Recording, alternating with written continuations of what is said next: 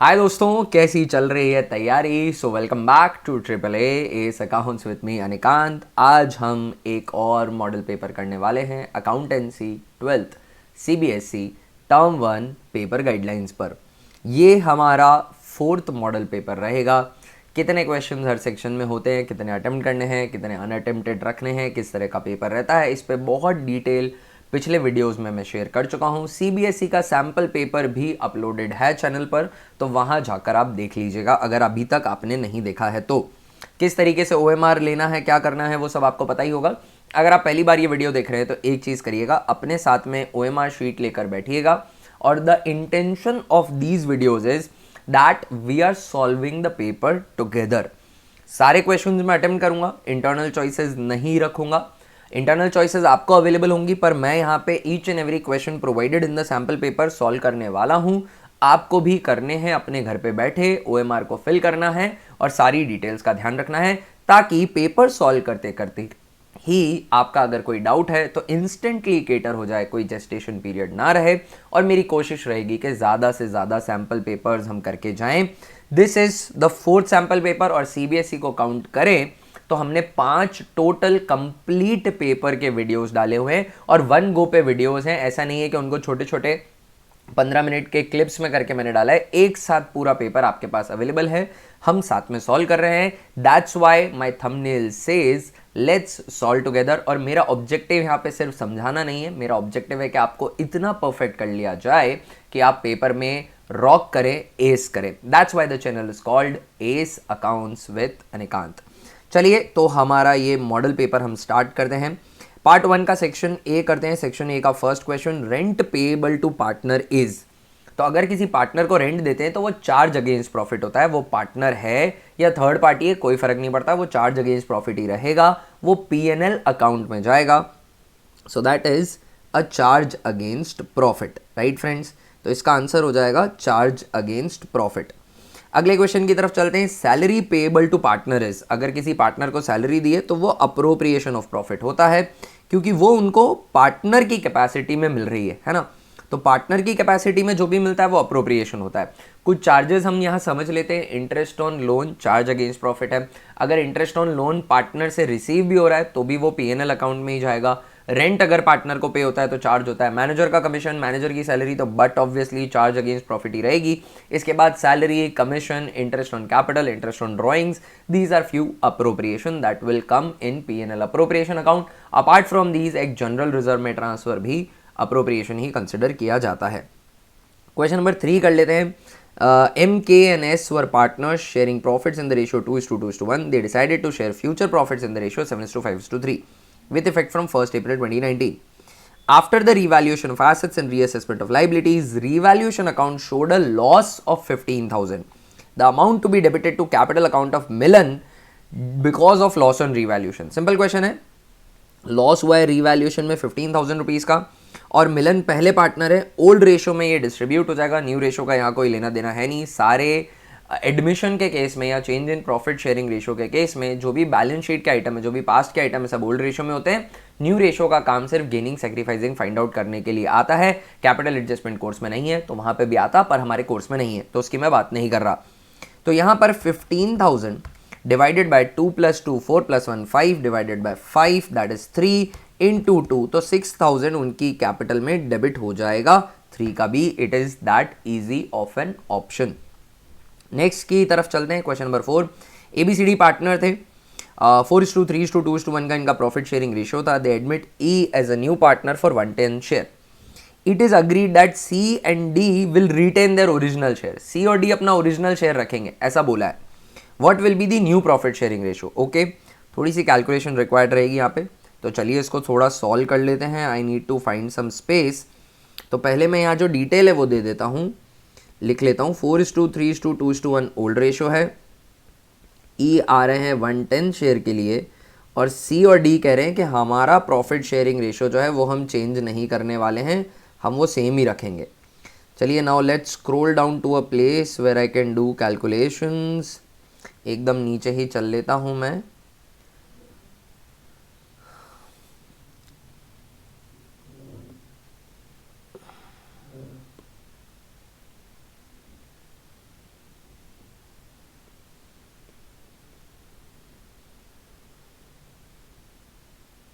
Okay, तो ये situation है हमारी, है ना। अब ई को 110 शेयर देना है। अब ई को 110 शेयर देगा कौन, है ना। ई को 110 शेयर कौन देगा, सी और डी ने कहा कि भाई हम तो नहीं करने वाले सेक्रीफाइस, हम तो हमारा ओरिजिनल शेयर ही रिटेन करेंगे। तो इसका मतलब ए और बी को देना पड़ेगा। तो 1/10 के शेयर के लिए यार है, तो ए और बी कंट्रीब्यूट करेंगे इनका 1/10, और किस रेशो में करेंगे, कुछ मेंशन तो है नहीं, मतलब 4:3 में करने वाले हैं।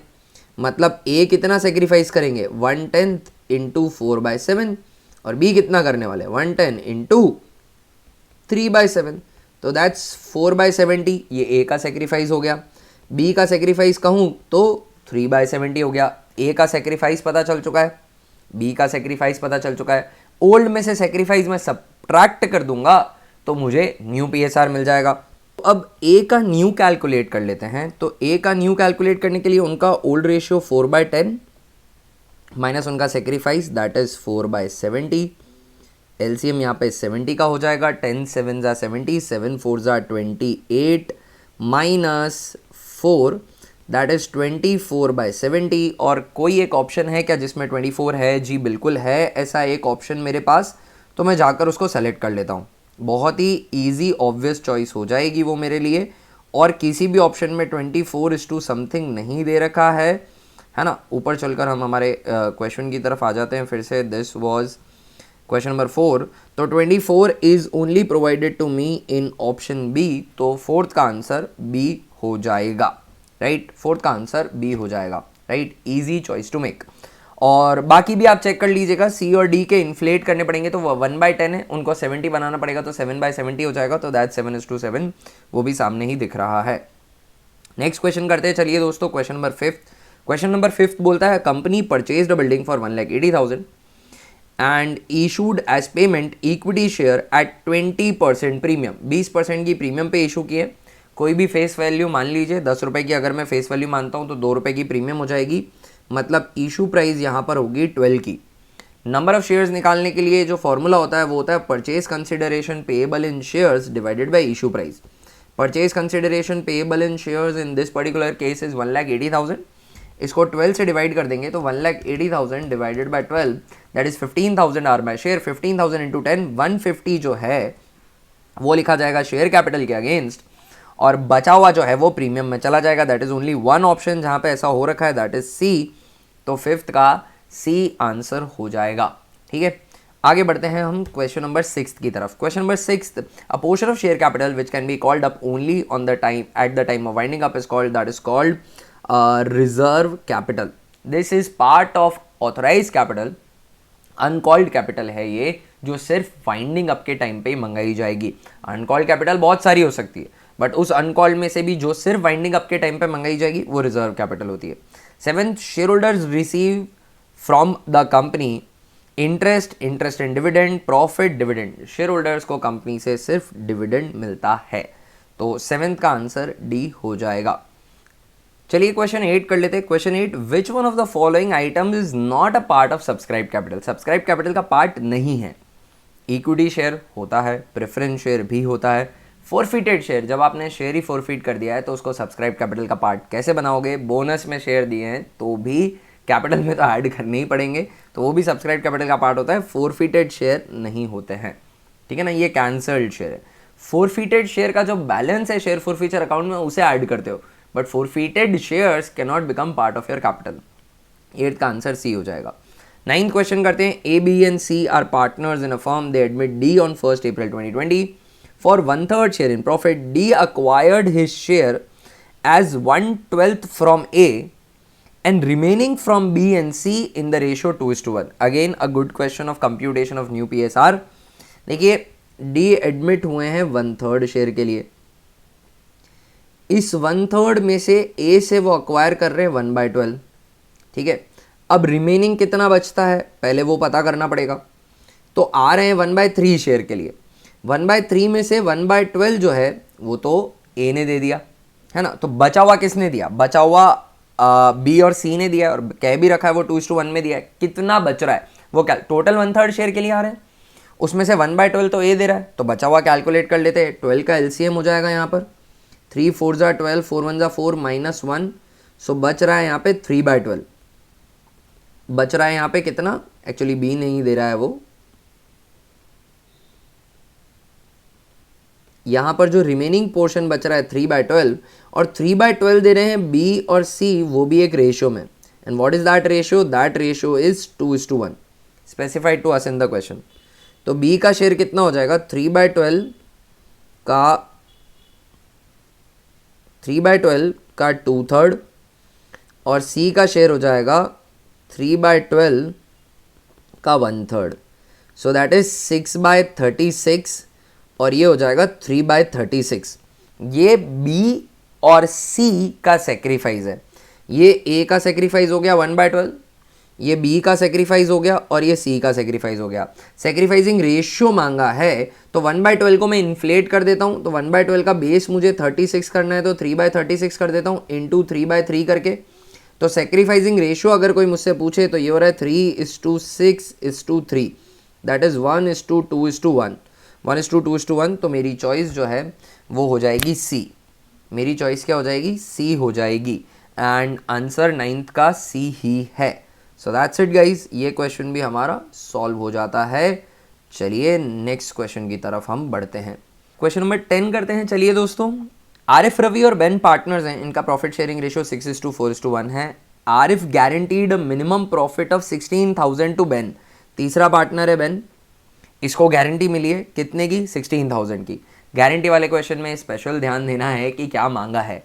गारंटीड पार्टनर को कितना मिलेगा ये मांगा है, डेफिशिएंसी कितनी हो रही है ये मांगा है, या फिर ये मांगा है कि जिस पार्टनर ने गारंटी दी है उसका प्रॉफिट में शेयर कितना होगा। Trading profit for the firm for the year ended 31 March 2021 was 1,32,000। तो ट्रेडिंग प्रॉफिट दे रखा है। Trading profit is basically net profit और कोई और अप्रोप्रिएशन है नहीं, तो ये सीधा प्रॉफिट अप्रोप्रिएट हो जाएगा, राइट। अब 1,32,000 का जो प्रॉफिट है उस पे बेन का बनेगा 1/11, ठीक है। 1,32,000 डिवाइडेड बाय 11 तो ये आ जाता है 12,000 का, करेक्ट है। ये बेन का शेयर बन रहा है, पर बेन को तो गारंटी है 16,000 की। अगर इनको 16,000 की गारंटी है तो 4,000 की डेफिशिएंसी आ जाएगी, ठीक है। अब डेफिशिएंसी कौन बेयर करेगा? आरिफ बेयर करेगा। आरिफ का नॉर्मल शेयर कितना होता है? तो आरिफ का नॉर्मल शेयर हो जाएगा 1,32,000 into 6/11, that's 12 into 6, that's 72,000। But 72,000 में से 4,000 की तो आपको डेफिशिएंसी बेयर करवानी पड़ेगी, तो 68,000 आपका प्रॉफिट में शेयर हो जाएगा। That's option number B. तो 10th का इधर बी हो जाएगा, राइट गाइज। चलिए देन आगे बढ़ते हैं क्वेश्चन नंबर 11 की तरफ। क्वेश्चन नंबर 11, SMB पार्टनर है। फर्म का प्रॉफिट शेयरिंग रेशियो है 2:2:1। Balance of their fix capital account दे रखा है 1,80,000। After the accounts for the year ended 31 March 2021 prepared, it was discovered that interest on capital 10% had been credited to the partner's current account even though it was not provided in partnership deed। जल्दी नहीं करनी है। Interest on capital पढ़ते ही हमारे अंदर से ये एक फीलिंग आती है कि नहीं दिया होगा तो दे देते हैं। ऐसा नहीं है, उल्टी सिचुएशन है यहाँ पे। देना नहीं था पर दे दिया, तो अब पार्टनर से वापस लेना पड़ेगा ये। इसके लिए एक स्टेटमेंट बना देते हैं। एस, एम और बी पार्टनर हो गए, एक कॉलम फर्म का हो गया, ठीक है। 1,00,000 और 80,000 जो है ये इनका क्या हो जाएगा? कैपिटल है, फिक्स कैपिटल। इस पे 10% के हिसाब से इंटरेस्ट ऑन कैपिटल, तो 10,000 एस से वापस लेना है। यहाँ पर मेरा जो फंडा चलेगा, क्रेडिट में प्लस कर दूंगा, डेबिट में माइनस कर दूंगा। तो डेबिट क्रेडिट के कॉलम मुझे नहीं बनाने पड़ेंगे। प्रेजेंटेशन का कोई मार्क्स नहीं है, ऑप्शन सेलेक्ट करना है, 1 मार्क मिलेगा, ठीक है।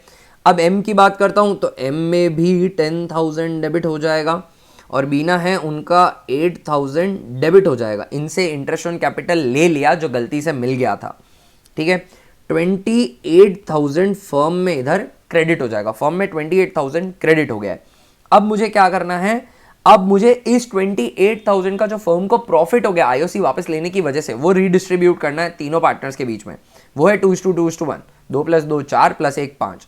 28,000 डिवाइडेड बाय 5 तो 5,600 बी को क्रेडिट हो जाएगा एंड 5,600 इंटू 2 11,200 रिस्पेक्टिवली एस और एम में चला जाएगा।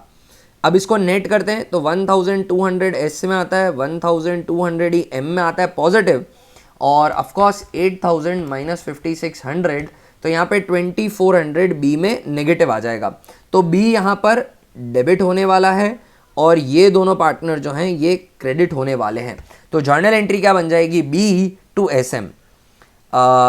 Error in Simi's capital account, हमसे सिर्फ सिमी का पूछा है तो सिमी जो है वो क्रेडिट होने वाली है 1200 रुपये से। Creditor crediting her current account with 1200, why because इन्होंने कह रखा था यहाँ पर पार्टनर्स करंट अकाउंट बोला हुआ है, मतलब सारे अप्रोप्रिएशन ये करंट अकाउंट से कर रहे हैं, तो फिर करंट अकाउंट में ये क्रेडिट होने वाला है। 11th का आंसर बी हो जाएगा। राइट गाइज, चलिए नेक्स्ट क्वेश्चन की तरफ चलते हैं हम, that's question number 12। X Limited forfeited 400 shares of 10 each issued at a premium of 40% to किरण। तो इशू प्राइस हो जाएगी 10 प्लस 4 की, 40% है, 14 की इशू प्राइस है। Kiran who had applied for 480 shares, इन्होंने 480 शेयर के लिए अप्लाई किया था, 400 शेयर अलॉट हुए थे। Very nice. After having paid 6 including 2 premium, 2 रुपए की प्रीमियम इंक्लूडेड है, इन्होंने 6 रुपए पे कर दिए, यानी इन्होंने 4 प्लस 2 रुपए दिए होंगे, है ना। इन्होंने जो दिया है ना वो 4 प्लस 2 है, 2 रुपए प्रीमियम के अगेंस्ट पेड है, and paid premium can not B forfeited, ये बात याद रखना, ठीक है। शी डिड नॉट पे allotment and first and final call, 6 रुपए यहाँ पे आ रहे हैं, यानी 4 रुपए फेस वैल्यू के, एक्चुअली इन्होंने 6 रुपए दिए हैं जिसमें 4 की प्रीमियम है, अच्छा 2 की प्रीमियम है, बेग योर पार्डन, तो ये 4 प्लस 2 हो गया। अब मैं फर्स्ट कॉल प्लस अलॉटमेंट के पैसे की बात कर लेता हूँ। देखो टोटल 6 रुपये आ चुके हैं, 14 रुपये आने थे, तो ये दोनों मिला के 8 रुपये होते हैं, पर उससे मेरे को मतलब नहीं है। मांगा क्या है मेरे से, the amount to be credited to forfeited share account, share forfeiture में कितना क्रेडिट होगा ये मुझसे मांगा है। कोई जर्नल एंट्री वगैरह पास करने की ज़रूरत नहीं पड़ेगी, डायरेक्टली कैलकुलेट हो सकता है ये कितना अमाउंट मैं फोरफिट कर सकता हूँ। The amount paid, but paid against capital only, अगर कुछ प्रीमियम के अगेंस्ट पेड है तो वो फोरफिट नहीं हो सकता। एक्स लिमिटेड के अंदर किरण ने क्या पे किया है, सिर्फ एप्लीकेशन, फर्स्ट कॉल और अलॉटमेंट इन्होंने नहीं दिया। एप्लीकेशन इन्होंने 480 शेयर्स की लगाई होगी, तो 480 शेयर पर क्या पे किया इन्होंने, सर इन्होंने एप्लीकेशन मनी पे करी और एप्लीकेशन 6 रुपए पर शेयर थी, राइट। तो 480 इंटू 6 इनका पेड है, that is 2880 rupees she had paid me. But क्या इसके अंदर कुछ प्रीमियम भी पेड है, ऑफकोर्स पेड है, 2 रुपए प्रीमियम के हैं, पर प्रीमियम मैंने कितने शेयर्स पर क्रेडिट करी होगी, ओनली अलॉटेड शेयर्स पर। और अलॉट कितने शेयर किए इनको अलॉट किया मैंने 400 शेयर्स, तो 400 शेयर्स पर 2 रुपया प्रीमियम का है, 800 रुपये प्रीमियम का, ये सब्ट्रैक्ट कर दो, बचा हुआ पैसा is available to be forfeited. अब आप यहां पर ये करो कि 80 शेयर पे एक्स्ट्रा पैसा, फिर उसका कितना अलॉटमेंट पे गया, फिर अलॉटमेंट का कितना कॉल्स इन एरियर्स है, फिर फर्स्ट कॉल का कॉल्स इन एरियर्स आप निकालो, फिर फोरफीचर की एंट्री डालो और फिर पता करो कितना शेयर फोरफीचर में आ रहा है। That is also one way, but that will take a lot of time. Why to give so much time when you can get your answer this easily, isn't it. बड़ा ही simple सा फंडा है, amount paid जो है against capital वो मैं forfeit कर सकता हूँ, री इशूड शेयर पे अमाउंट पेड कैपिटल रिजर्व में ट्रांसफर करने के लिए अवेलेबल रहता है, इसमें से डिस्काउंट ऑन री इशू माइनस कर दीजिएगा, दैट्स इट। और कितना बैलेंस बच गया शेयर फोरफीचर में अगर ये पूछा जाता है, तो जो शेयर री इशू नहीं हुए हैं उन पे paid amount of course against capital. Her video में मैं ये बताता आ रहा हूँ, आपको ये अप्रोच समझ लेनी चाहिए मेरे हिसाब से, और इसको फॉलो करके सॉल्व करना चाहिए, जल्दी आंसर्स आ जाएंगे। और इन सब के बाद भी अगर इसमें डिफिकल्टी रहती है, you can always choose your journal entries, but keep that in mind, that will require some time. Question number 13 करते हैं, if a share holder does not pay his dues on allotment for the amount due there will be, अगर उसने allotment पे अपना पैसा नहीं दिया है तो अलॉटमेंट में ना फिर डेबिट बैलेंस चलेगा।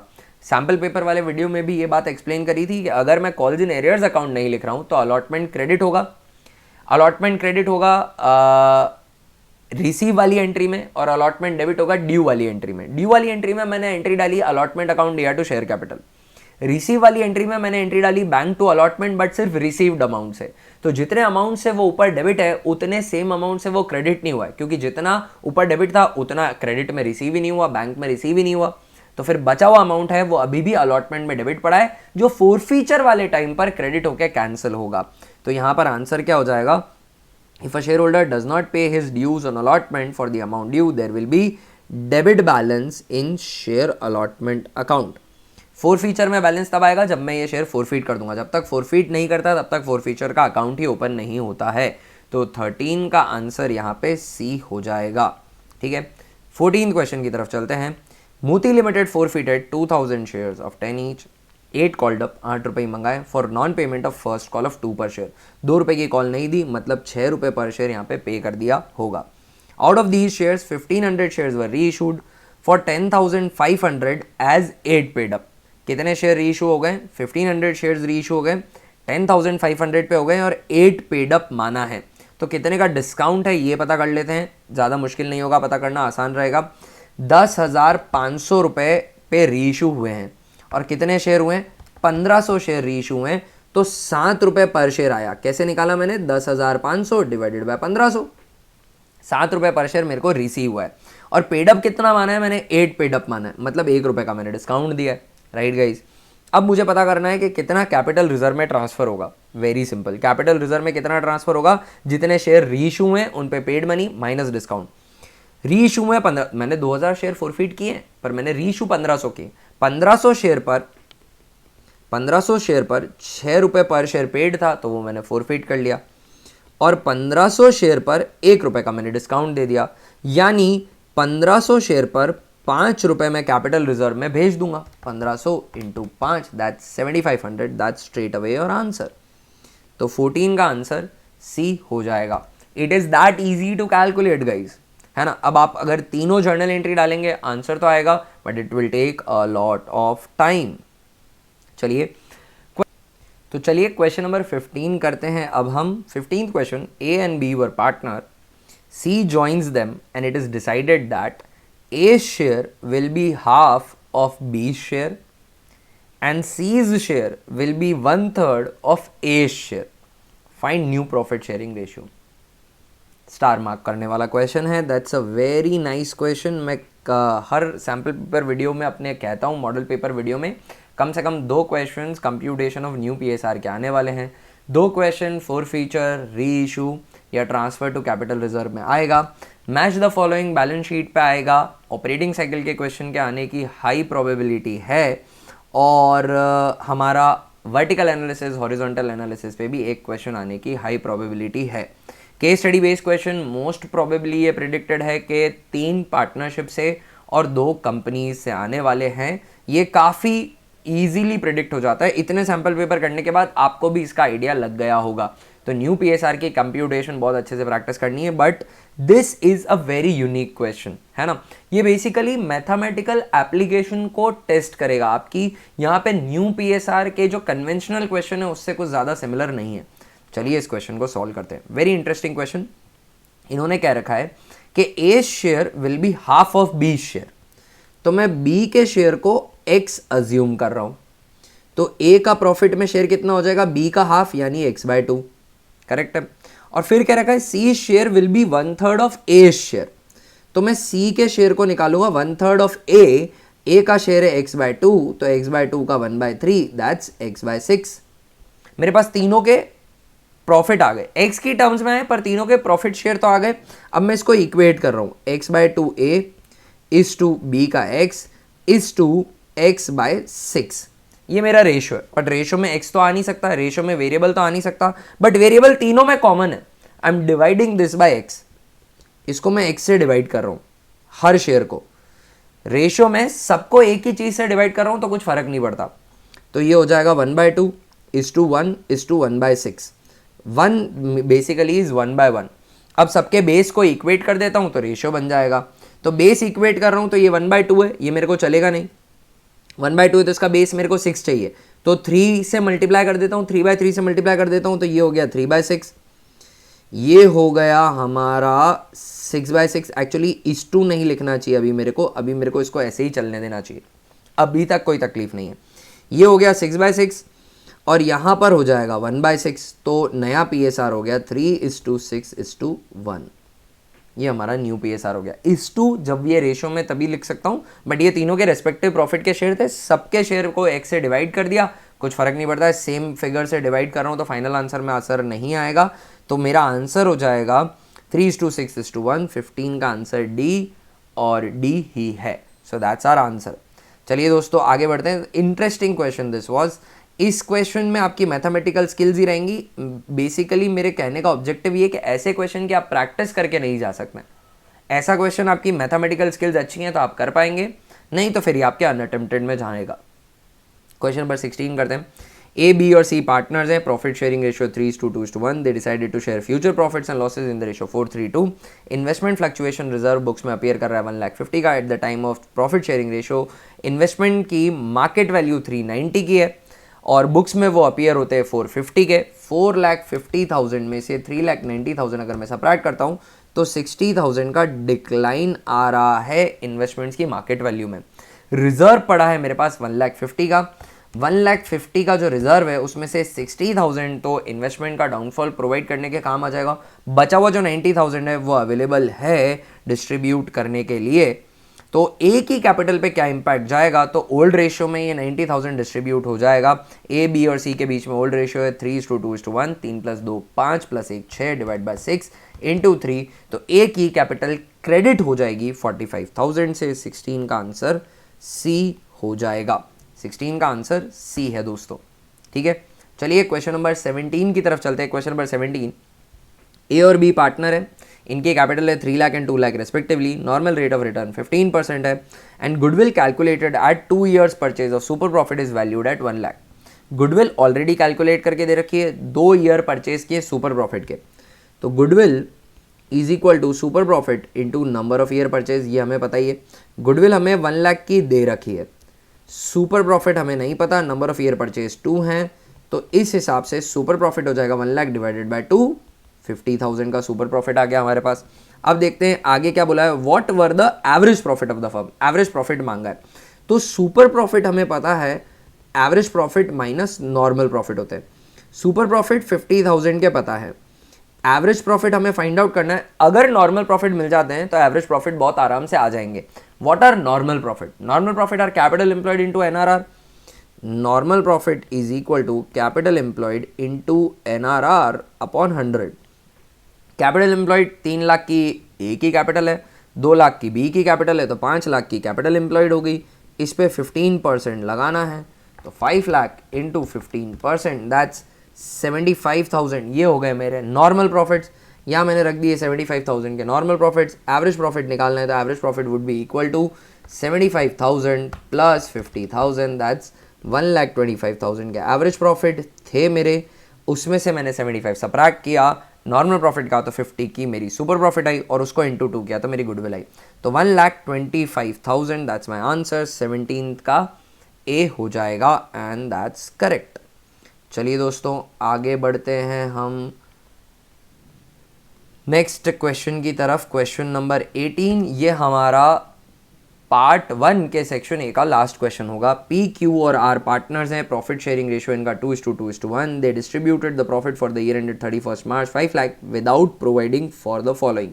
सैलरी देनी थी पी को 15,000 पर मंथ, सैलरी देनी थी क्यू को 30,000 पर क्वार्टर, नहीं दिए। कॉलम बना देते हैं, पी, क्यू और फर्म। पास्ट एडजस्टमेंट का क्वेश्चन है, डेबिट मतलब माइनस, क्रेडिट माने प्लस। सैलरी देनी थी, नहीं दिए। 15,000 पर मंथ देनी है, तो 15 इंटू 12 1,80,000 पी में क्रेडिट हो जाएगा, ठीक है ना। 15,000 इंटू 12 1,80,000 और 30,000 पर क्वार्टर, तो 30,000 इंटू 4 1,20,000 क्यू में क्रेडिट हो जाएगा। इनमें क्रेडिट हो रहा है तो फर्म में डेबिट होने वाला है। एक और एक 2, 3 लाख जो है फर्म में डेबिट हो जाएगा। फर्म में डेबिट हो गया और आर जो हैं उनका कुछ लेना देना ही नहीं है इधर। एक तीसरा पार्टनर और है आर, पर आर यहाँ पे आर जो है उनका ना तो कोई इंटरेस्ट कोई सैलरी वगैरह है क्योंकि क्वेश्चन में दे नहीं रखी है ना, तो आर में मैं डैश लगा दूंगा। अब ये जो 3 लाख का फर्म को लॉस आया है ये रीडिस्ट्रीब्यूट हो जाएगा पी, क्यू और आर के बीच में, और किस रेशियो में? उनके प्रॉफिट शेयरिंग रेशियो में, which is 2 + 2 4 + 1 5। 3 lakh divided by 5 that 60,000। R में 60,000 माइनस करो, फर्म में 3 लाख प्लस हो जाएगा, फर्म नील हो जाएगी, ठीक है। और 60 इंटू 2 1,20,000 पी में माइनस हो जाएगा और 1,20,000 क्यू में माइनस हो जाएगा। नेट इम्पैक्ट अगर मैं देखूं तो 60,000 आर नेगेटिव आ रहा है, मतलब ये डेबिट होने वाला है। क्यू तो नील हो गया, डेबिट क्रेडिट बराबर है इनका, मतलब इनको कोई फर्क नहीं पड़ता अगर सैलरी मिले या ना मिले। पी की बात करूं तो ये 60,000 पॉजिटिव आ रहे हैं तो ये क्रेडिट हो जाएंगे, तो फाइनल एंट्री डल जाएगी आर टू पी। तो पी क्रेडिट होने वाले हैं और आर डेबिट होने वाले हैं 60,000 से, तो 18th में सी ऑप्शन करेक्ट हो जाएगा। ठीक है दोस्तों, so that's our this question also हमने कंप्लीट कर लिया है 18th वाला भी। चलिए आगे बढ़ते हैं, पार्ट 1 के सेक्शन बी की तरफ जाते हैं। यहाँ पर हमें और 18 क्वेश्चंस मिलेंगे जिसमें से हमें कोई 15 ही अटेम्प्ट करने, मैं सारे करने वाला हूँ आप लोगों के लिए। तो चित्रा एंड दिव्या पार्टनर है, इनकी फिक्स कैपिटल दे रखी है 15 लाख और 10 लाख रुपए की। पार्टनरशिप डीड प्रोवाइड करती है, इंटरेस्ट ऑन ड्राइंग 6% से देना था। चित्रा की ड्राइंग थी 10,000 per month drawn at the end of every month, और दिव्या की ड्राइंग थी 30,000 पर quarter drawn at the beginning of every quarter. Net profit for the year were distributed without taking into consideration the interest on drawings. तो again एक past adjustment पे question है, पर इसको सॉल्व करने के लिए सबसे पहले मेरे को इंटरेस्ट ऑन ड्राइंग निकालना पड़ेगा। तो सबसे पहले सी का इंटरेस्ट ऑन ड्राइंग निकाल लेता हूँ। 10,000 पर मंथ इनकी ड्राइंग थी, amount of each drawing into number of drawing into rate upon 100, rate 6% है तो 6/100 इंटू एवरेज पीरियड बाय 12। अब एवरेज पीरियड की मैं बात करूं तो एवरेज पीरियड यहाँ पे इन्होंने करी है drawing per month drawn at the end of every month. End of every month, time left after first drawing plus time left after last drawing divided by 2। First drawing के बाद बचेंगे 11, last drawing के बाद बचेगा 0, तो 5.5, तो 55/120 हो जाएगा। 10,000 into 12 into 6% divided by 120 into 55, तो 3,300 जो है ये चित्रा का इंटरेस्ट ऑन ड्राइंग आ जाता है जो इनसे लेना रह गया है। अब दिव्या की ड्राइंग कर बताई हुई है, इन्होंने करी है 30,000 पर क्वार्टर, तो 30,000 amount of each drawing into number of drawing, quarter लिए तो 4 ड्राइंग करी होगी, into rate which is 6/100 into average period. Drawings करी है quarter drawn at the beginning of every quarter, तो फर्स्ट ड्राइंग करी होगी पहले 3 महीनों के पहले दिन, साल खत्म होने में 12 महीने बाकी हैं। लास्ट ड्राइंग करी होगी लास्ट 3 महीनों के पहले दिन, तो साल खत्म होने में 3 महीने बाकी हैं। 12 + 3 15, 15 डिवाइडेड बाय 2 दैट इज 7.5, तो 75/120 यहाँ पे मैं लिख देता हूँ। ठीक है ना, ओके।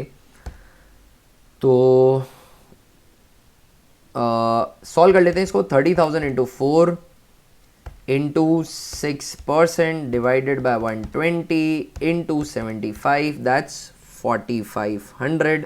तो ये दिव्या का इंटरेस्ट ऑन ड्राइंग हो गया। दोनों पार्टनर्स के इंटरेस्ट ऑन ड्राइंग निकल चुके हैं। अब मेरे को यहाँ पे चेक करनी है एडजस्टिंग एंट्री, तो उसके लिए मैं स्टेटमेंट बना देता हूँ CD और फिर फर्म। इंटरेस्ट ऑन ड्राइंग इनसे लेना था जो नहीं लिया है, तो 3,300 दिव्या माइनस हो जाएंगी, सी माइनस हो जाएंगी, चित्रा माइनस हो जाएंगी और 4,500 डी माइनस हो जाएंगी।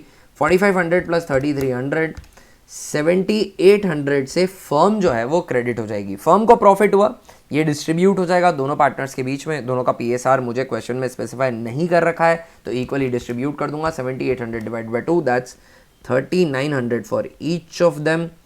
ये इनमें ना 7,800 का जो गेन है, जो प्रॉफिट है वो डिस्ट्रीब्यूट हो गया, फर्म निल हो गई। अब इनको बैलेंस कर लेते हैं।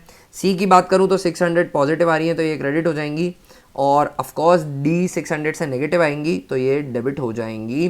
तो D to C एंट्री डलेगी, कैपिटल इनकी फिक्स्ड है तो करंट अकाउंट से डलेगी, तो D to C, D को डेबिट करना है, D डेबिट हो रही हैं। अब नीचे करंट अकाउंट या इसकी कोई बात ही नहीं कर रखी तो मेरे को कोई स्ट्रेस है नहीं। 600 वाली है और डेबिट हो रही है दिव्या, सो A ऑप्शन यहाँ पे करेक्ट हो जाएगा। 19 का A आंसर है। अगर एग्जाम में ऐसा क्वेश्चन आता है कैपिटल फिक्स्ड है तो वही ऑप्शन चुन के आना जिसके अंदर करंट अकाउंट दे रखा हो, इसका स्पेशली ध्यान देना। पूरी कैलकुलेशन करके आओगे और बेवजह का मार्क्स डिडक्ट हो जाएगा, और कैलकुलेशंस के कोई मार्क्स है नहीं। क्यों? क्योंकि MCQ बेस्ड हैं क्वेश्चंस, तो डिसएडवांटेजेस भी बहुत हैं MCQ के। ठीक है, क्वेश्चन नंबर 20 देखिएगा। PQR पार्टनर्स हैं, प्रॉफिट शेयर कर रहे हैं 2:2:1 के रेशियो में। R wants that he should share profits equally along with P and Q. He further wants that change in profit sharing ratio should be applicable retrospectively for the last 3 years. Other partners have no objection to this. Profits for the last 3 years were 120, 140 and 1,90,000. Adjustment entry क्या डलेगी, फिर से past adjustment का question दे दिया, काफ़ी ज़्यादा past adjustment के question है इस पर्टिकुलर सैम्पल पेपर में। एनीवेज नो प्रॉब्लम, हमारे इस टॉपिक की प्रैक्टिस हो जाएगी। अगर फिर अब इसके बाद पास्ट एडजस्टमेंट का क्वेश्चन आता है तो हमारे एग्जाम में गलत नहीं होगा। Okay, R wants that he should share profits equally along with P and Q. तो इसको पी एंड क्यू से इक्वली शेयर करना है, मतलब न्यू प्रॉफिट शेयरिंग रेशियो जो है वो 1:1 डिसाइड हो रहा है, तभी तो इक्वली शेयर होगा, ठीक है ना। Change in profit sharing ratio retrospectively होना चाहिए, रेट्रोस्पेक्टिवली कर देंगे। 3 साल के प्रॉफिट है 120, 140 और 190। तीनों की अगर मैं टोटल करूं तो 1,20,000 प्लस 1,40,000 प्लस 1,90,000, तीनों साल के प्रॉफिट होते हैं कुछ 4.5 लाख रुपए के। ये बढ़ चुका है ऑलरेडी, और किस रेशियो में बटा है, 2:2:1 में बटा है। वापस मंगवा लूंगा और फिर 1:1 के रेशियो में रीडिस्ट्रीब्यूट कर दूंगा। That's all the calculation that we need to do. P Q R और फिर एक कॉलम हमारी फर्म का भी बनेगा। सबसे पहले इनसे प्रॉफिट वापस मंगवाता हूँ 4,50,000 in their old profit sharing ratio which is 2:2:1, 2 + 2 4 + 1 5 divided by 5, तो 90,000 तो आर आप दे दीजिए वापस, हो गया। 90,000 इंटू 2, 1,80,000 जो है वो क्यू में डेबिट हो जाएगा और 1,80,000 ही पी में भी डेबिट हो जाएगा। तो फर्म में क्या हो जाएगा, फर्म में क्रेडिट हो जाएगा 4,50,000 रुपये। अब ये 4,50,000 इक्वली डिस्ट्रीब्यूट होना है, तो 4,50,000 डिवाइड बाय 3, 1,50,000 हर पार्टनर को मिल जाएगा। ये करेक्ट डिस्ट्रीब्यूशन है अब, क्योंकि इन्होंने डिसाइड किया है कि इक्वली शेयर करेंगे और वो भी रेट्रोस्पेक्टिवली। तो 4,50,000 से फर्म क्या हो जाएगी, यहाँ पे डेबिट हो जाएगी, फर्म के पास नील बचा। अब पार्टनर्स का नेट बैलेंस देख लो, तो पी की बात करूं तो 180 कटा और 150 मिला, तो 30,000 ये नेट नेगेटिव आ रहे हैं, डेबिट हो जाएंगे। क्यू की बात करूं तो 180 और 50, तो क्यू जो है वो 30,000 से यहाँ पर क्या हो जाएंगे, ये भी डेबिट हो जाएंगे क्योंकि ये भी नेगेटिव ही आ रहे हैं। और आर जो है वो 60,000 से पॉजिटिव आ रहे हैं, वो क्रेडिट हो जाएंगे। तो एंट्री डलेगी P Q to R, P debit हो जाएगा, क्यू डेबिट हो जाएगा 30,000 से, और आर क्रेडिट हो जाएगा 60,000 से। ऑप्शन सी में ऐसा हो रहा है, तो 20 का आंसर जो है मेरे हिसाब से सी होना चाहिए और सी ही है। So that's our answer.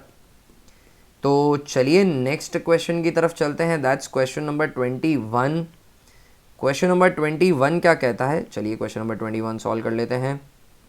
Question number 21, the partners of a firm distributed the profits for the year ended 31 March 2021 90,000 in equal proportions without providing for the following adjustments. ये एडजस्टमेंट करने भूल गए। Again a question of past adjustment. इसको जिसने draft किया ना वो obsess था कि भाई हमें पास्ट एडजस्टमेंट के क्वेश्चन ना, अगर बच्चा पास्ट एडजस्टमेंट पढ़ के आया हो तो उसकी चांदी चांदी, और नहीं पढ़ा है तो बर्बाद हो जाए वो। इस तरीके से इन्होंने ड्राफ्ट किया। एनीवेज क्वेश्चन सॉल्व करते हैं। तो डिस्ट्रीब्यूट कर दिया 90,000 का equal proportion without providing for the following adjustment. Equally distribute कर दिया है, ठीक है, ये बता रखा है। ए और B each were entitled to a salary of 1,500 per quarter, नहीं दी हमने। सी को कमीशन देना था 18,000 का, वो भी नहीं दिया। और प्रॉफिट एक्चुअली शेयर होने थे 3:2:1 के रेशो में, और हमने गलती से इक्वली कर दिए। तो ये गलतियों को सुधारना है। देखो दोस्तों, excessive amount of past adjustment के क्वेश्चन है, अग्री, बट इन सभी को करने के बाद हमको इसको इस सेंस में लेना चाहिए कि इतने क्वेश्चन करेंगे पास्ट एडजस्टमेंट के, तो उसके बाद पास्ट एडजस्टमेंट का क्वेश्चन गलत नहीं होने वाला है। ये बढ़िया बात है, बस इतने इस बात से हमें मतलब रखना है, ठीक है। तो अभी मैं क्या कर रहा हूँ, वही पास्ट एडजस्टमेंट का स्टेटमेंट बना लेता हूँ, ए बी और सी, और फिर एक कॉलम आ जाएगा फर्म का। सबसे पहले तो ये 90,000 का प्रॉफिट जो आपको मिल गया इक्वली, ये वापस दे दो। 30,000 हर पार्टनर से वापस ले लिया जाएगा। 30 माइनस, यहाँ पे भी 30 माइनस, सी में से भी 30 माइनस, और फर्म में 90,000 प्लस हो जाएगा। अब इसके बाद देखते हैं, ए और बी को सैलरी देनी थी 1500 पर क्वार्टर, तो 1500 इंटू 4, 6,000 रुपये की ए को सैलरी, 6,000 रुपये की बी को सैलरी, सी को कोई सैलरी है नहीं, 12,000 फर्म में माइनस हो जाएगा। करेक्ट है ना। 1500 पर क्वार्टर, एक क्वार्टर 3 महीने का होता है, तो 4 मिलेंगे साल में, तो 6,000 रुपये हो जाते हैं। कमीशन देना था सी को 18,000 रुपये का, तो कमीशन भी चलिए कमीशन नेक्स्ट लाइन में ही लिख देता हूँ। 18,000 का सी को कमीशन मिलेगा, 18,000 से फर्म फिर से डेबिट हो जाएगी, माइनस कर देंगे, सी को मिलेगा, सी क्रेडिट हो जाएगा। प्रॉफिट्स 3:2:1 के रेशो में शेयर होने थे, तो आप देख लेते कितने प्रॉफिट्स हैं। एक्चुअली 90,000 टोटल थे, 12,000 का हमने सैलरी दिया, 18,000 का हमने दिया कमीशन, तो अब बचा है मेरे पास 60,000 का प्रॉफिट। ये 60,000 का प्रॉफिट रीडिस्ट्रीब्यूट होगा, बट प्रॉफिट शेयरिंग रेशो में वो है 3:2:1, तो 3 + 2 5 + 1 6, वेरी कन्वीनियंट। फर्म को यहाँ माइनस करना है, फर्म को इधर अल्टीमेटली निल होना है, और पार्टनर में हो जाएगा ये 30,000, 20,000 एंड 10,000 रिस्पेक्टिवली, पार्टनर्स में प्लस हो जाएगा। जो फर्म के साथ हो रहा है उसका ऑपोजिट पार्टनर के साथ होगा। 30 का लॉस हुआ था, ऊपर 30 नेगेटिव है, 30 पॉजिटिव है, नेट जो है 6,000 पॉजिटिव आ जाएगा, मतलब ये क्रेडिट होने वाले हैं। 30 नेगेटिव है, 20 पॉजिटिव है, नेट 10 नेगेटिव है, 6 पॉजिटिव हो गया तो भी 4,000 से ये नेगेटिव ही रहेगा, ये डेबिट होने वाले हैं। और अगर सी की बात करूं तो सी 30 नेगेटिव है, 10 और 18 28, नेट 2,000 नेगेटिव ही आएगा, तो ये भी डेबिट होने वाले हैं। एंट्री डल जाएगी बी सी टू ए। ए जो है वो क्रेडिट होने वाले हैं 6,000 रुपये से, तो ए क्रेडिट, ये गलत ऑप्शन सेलेक्ट हो गया है, ए क्रेडिट 6,000 से, बी डेबिट 4,000 से, और सी डेबिट 2,000 रुपये से। दैट्स ऑप्शन डी, 21 का आंसर डी है। ये डन हो गया हमारा। काफ़ी लेंदी क्वेश्चन पास्ट एडजस्टमेंट का।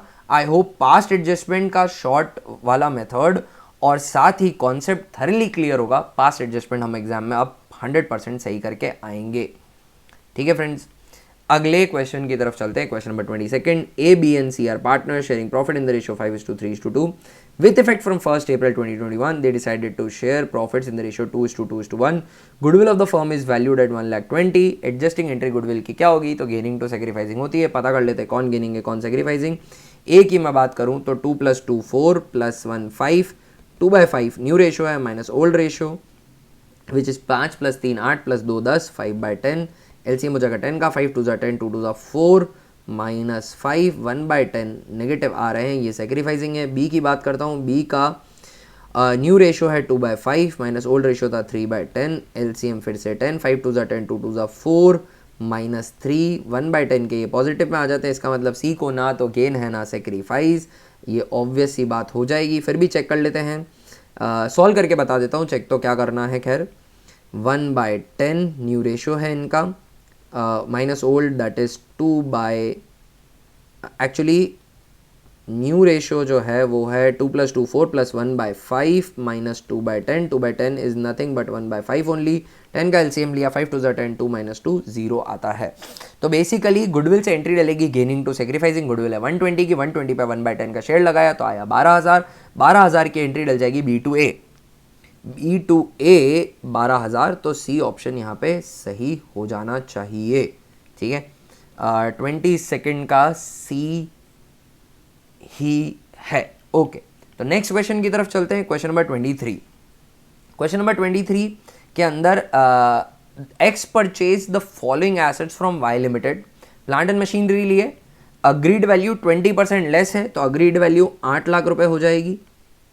Excuse me.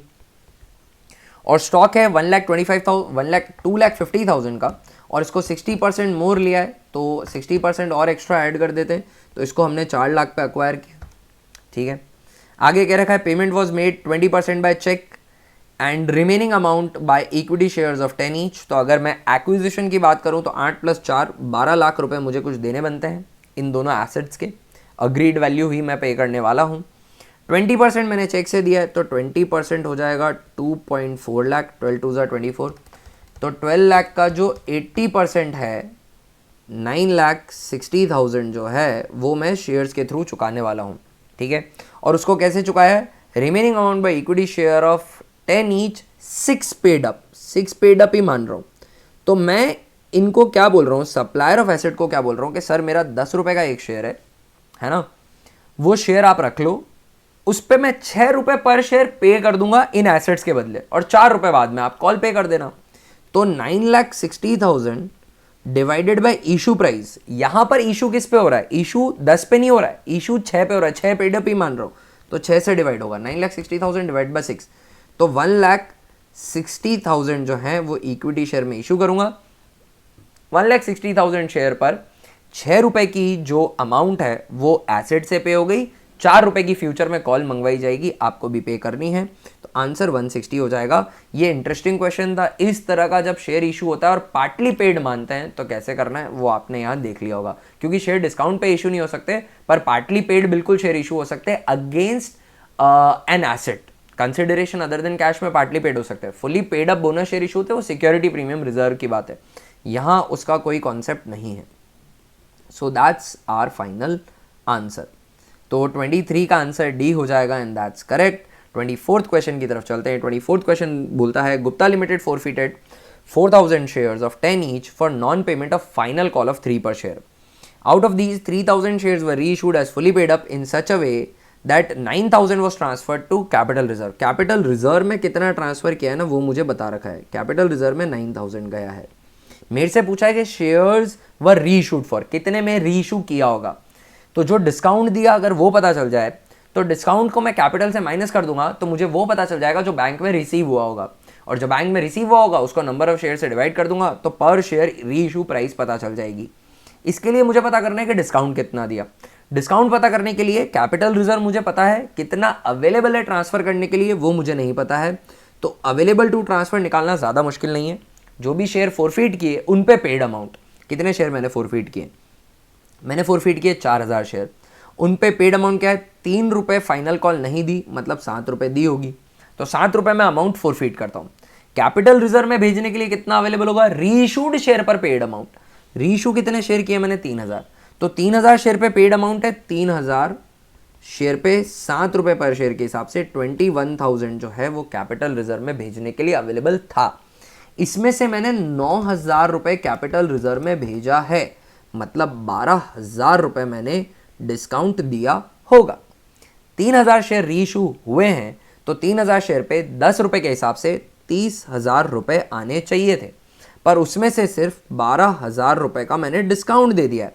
तो 30,000 माइनस 12,000 मतलब 18,000 रुपये ही बैंक में आए होंगे, और 18,000 रुपये बैंक में आए 3,000 शेयर के लिए, तो शेयर को मैंने 6 रुपये पर शेयर पे रीच हो गया। 18,000 बैंक में है 3,000 पे, तो 18,000 divided by 3,000 that is 6 rupees पर शेयर मैंने रीइशू किया है, 4 रुपये पर शेयर मैंने डिस्काउंट दिया है इधर। राइट है दोस्तों। तो चलिए आगे बढ़ते हैं। क्वेश्चन नंबर 24 का आंसर बी होना चाहिए और बी ही है। Interesting question this was. Again हमने हमारी अप्रोच से इसको सॉल्व किया जिसके अंदर हम डायरेक्टली पता कर सकते हैं सारे बैलेंसेस। क्वेश्चन नंबर 25 करते हैं। X Limited forfeited 1,000 share of 10 each issued at 30% premium to be paid at the time of allotment for non-payment of first call. First call नहीं दी है 2 रुपये की, 10 रुपये का शेयर था, 2 रुपये नहीं दिए, मतलब 8 रुपये पे किए होंगे, प्रीमियम भी पे करी होगी, पर मैं उसे फोरफीट नहीं कर सकता हूँ तो उसको मैं काउंट भी नहीं कर रहा। 8 रुपये मेरे को फेस वैल्यू के पे किए हैं। The second and final call of 3 per share has not been called. 3 रुपये की फाइनल कॉल मंगाई नहीं है, तो एक्चुअली 8 रुपये पर शेयर पेड नहीं है। 2 रुपये की फर्स्ट कॉल दी नहीं है ना, और फाइनल कॉल तो अभी तक मंगाई ही नहीं है। फाइनल कॉल तो अभी तक मंगाई ही नहीं है। 10 रुपये का शेयर था, 2 रुपये नहीं दिए, 3 रुपये मंगाए नहीं, मतलब 5 रुपये नहीं दिए, मतलब 5 रुपये पर शेयर दिए होंगे। 3 मंगाए नहीं, 2 दिए नहीं, मतलब 5 दिए, ठीक है ना। प्रीमियम दी पर वो मैं फोरफीट नहीं कर सकता। Out of these 600 shares were reissued at 7 paid up for 7 per share. 7 paid up माना है और फॉर 7 पर शेयर। 7 रुपये में 7 पेड अप है, मतलब ना तो डिस्काउंट है ना प्रीमियम है, ठीक है।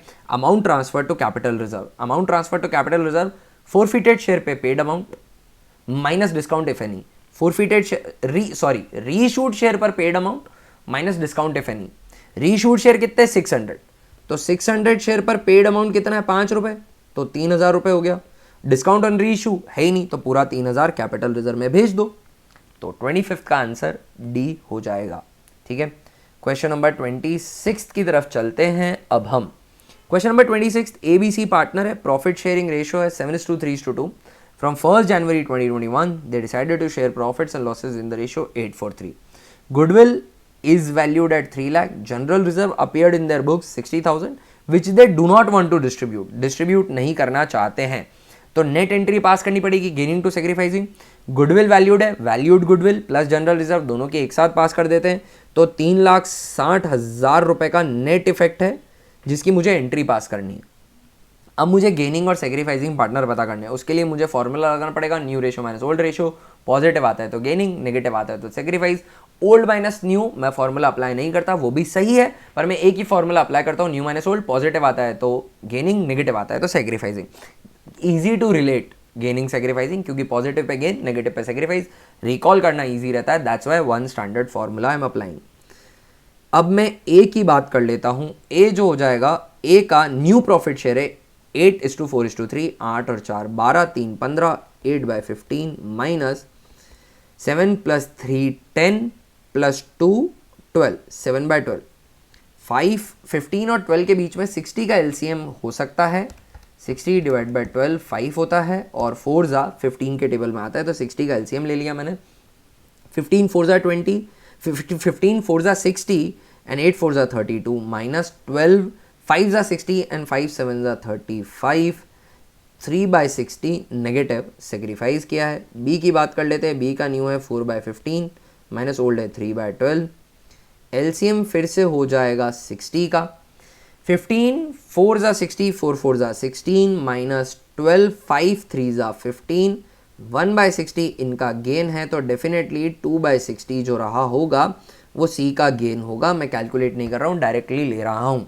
एंट्री डलेगी gaining to sacrificing 3,60,000 into 3/60, so 3,60,000 divided by 60 into 3, 18,000 से। तो बी और सी गेनिंग पार्टनर है तो ये डेबिट होने चाहिए, सी क्रेडिट होना, ए क्रेडिट होना चाहिए, क्योंकि ए सेक्रीफाइसिंग पार्टनर है, ए सेक्रीफाइसिंग है, तो ए क्रेडिट होना चाहिए, और ए क्रेडिट होना चाहिए 18,000 से। ए क्रेडिट 2 में हो रहा है 18,000 से, तो मुझे और एक्सप्लोर करना पड़ेगा। बी या सी का निकाल लेता हूँ, तो बी का निकाल लेता हूँ। 3,60,000 डिवाइडेड बाई 60, 3,60,000 डिवाइडेड बाई 60, तो 6,000 आता है। बी डेबिट होना चाहिए 6,000 से, तो बी डेबिट हो रहा है 6,000 से, ए क्रेडिट हो रहा है, और सी तो बाय डिफॉल्ट बैठे गई, तो 26 का ए आंसर हो जाएगा। 26 का answer A, and that's correct. दोस्तों आगे बढ़ते हैं अब हम क्वेश्चन नंबर 27 की तरफ।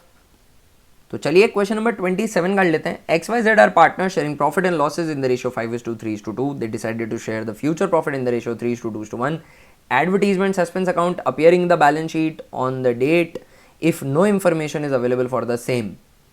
अगर कोई इंफॉर्मेशन अवेलेबल नहीं है तो एडवर्टीजमेंट सस्पेंस अकाउंट को सिंपली डेबिट कर देंगे पार्टनर्स में ओल्ड प्रॉफिट शेयरिंग रेशियो में, तो 27 का आंसर ए हो जाएगा, स्ट्रेट फॉरवर्ड। हमको कहा नहीं है कि सॉल्व करके बताओ, है ना, हमको सिर्फ इतना बोला है कि करना क्या है, तो डेबिट कर देंगे ओल्ड पार्टनर्स की कैपिटल को, और क्या करेंगे, दैट्स इट। क्वेश्चन नंबर 28 कर लेते हैं। A and B are partners sharing profit and losses in the ratio 5:4. C is admitted for 1/5 share. A and B decide to share equally in future. Goodwill of the firm is valued at 4,50,000. C brings 1/3 share of goodwill in cash. Journal entry for distribution of premium for goodwill will be. तो देखिए 1/3 cash में ला रहा है, तो premium for goodwill भी debit होनी है और करंट अकाउंट भी डेबिट होना है, तो ये नहीं हो सकता, ठीक है, ये तो नहीं हो सकता। अब गुडविल फर्म की वैल्यू करिए 4,50,000 की, 4,50,000 में सी का शेयर हो जाएगा 1/5, तो इसकी प्रीमियम आती है 90,000 की। अब 90,000 में से ये 1/3 गुडविल जो है कैश में ला रहा है, डिवाइडेड बाय 3, तो 30,000 जो है वो पीएफजी में डेबिट होना है और 60,000 इसके करंट अकाउंट में होना है। देख लेते हैं। 60 तो ये भी नहीं हो सकता क्योंकि यहाँ पे 60 पीएफजी में हो रहा है, क्योंकि 1/3 कैश में ला रहा है, तो पीएफजी में ये ऑप्शन हो सकता है और ये ऑप्शन भी हो सकता है, ठीक है। अब मुझे देखना पड़ेगा सेक्रीफाइसिंग रेशियो, ठीक है।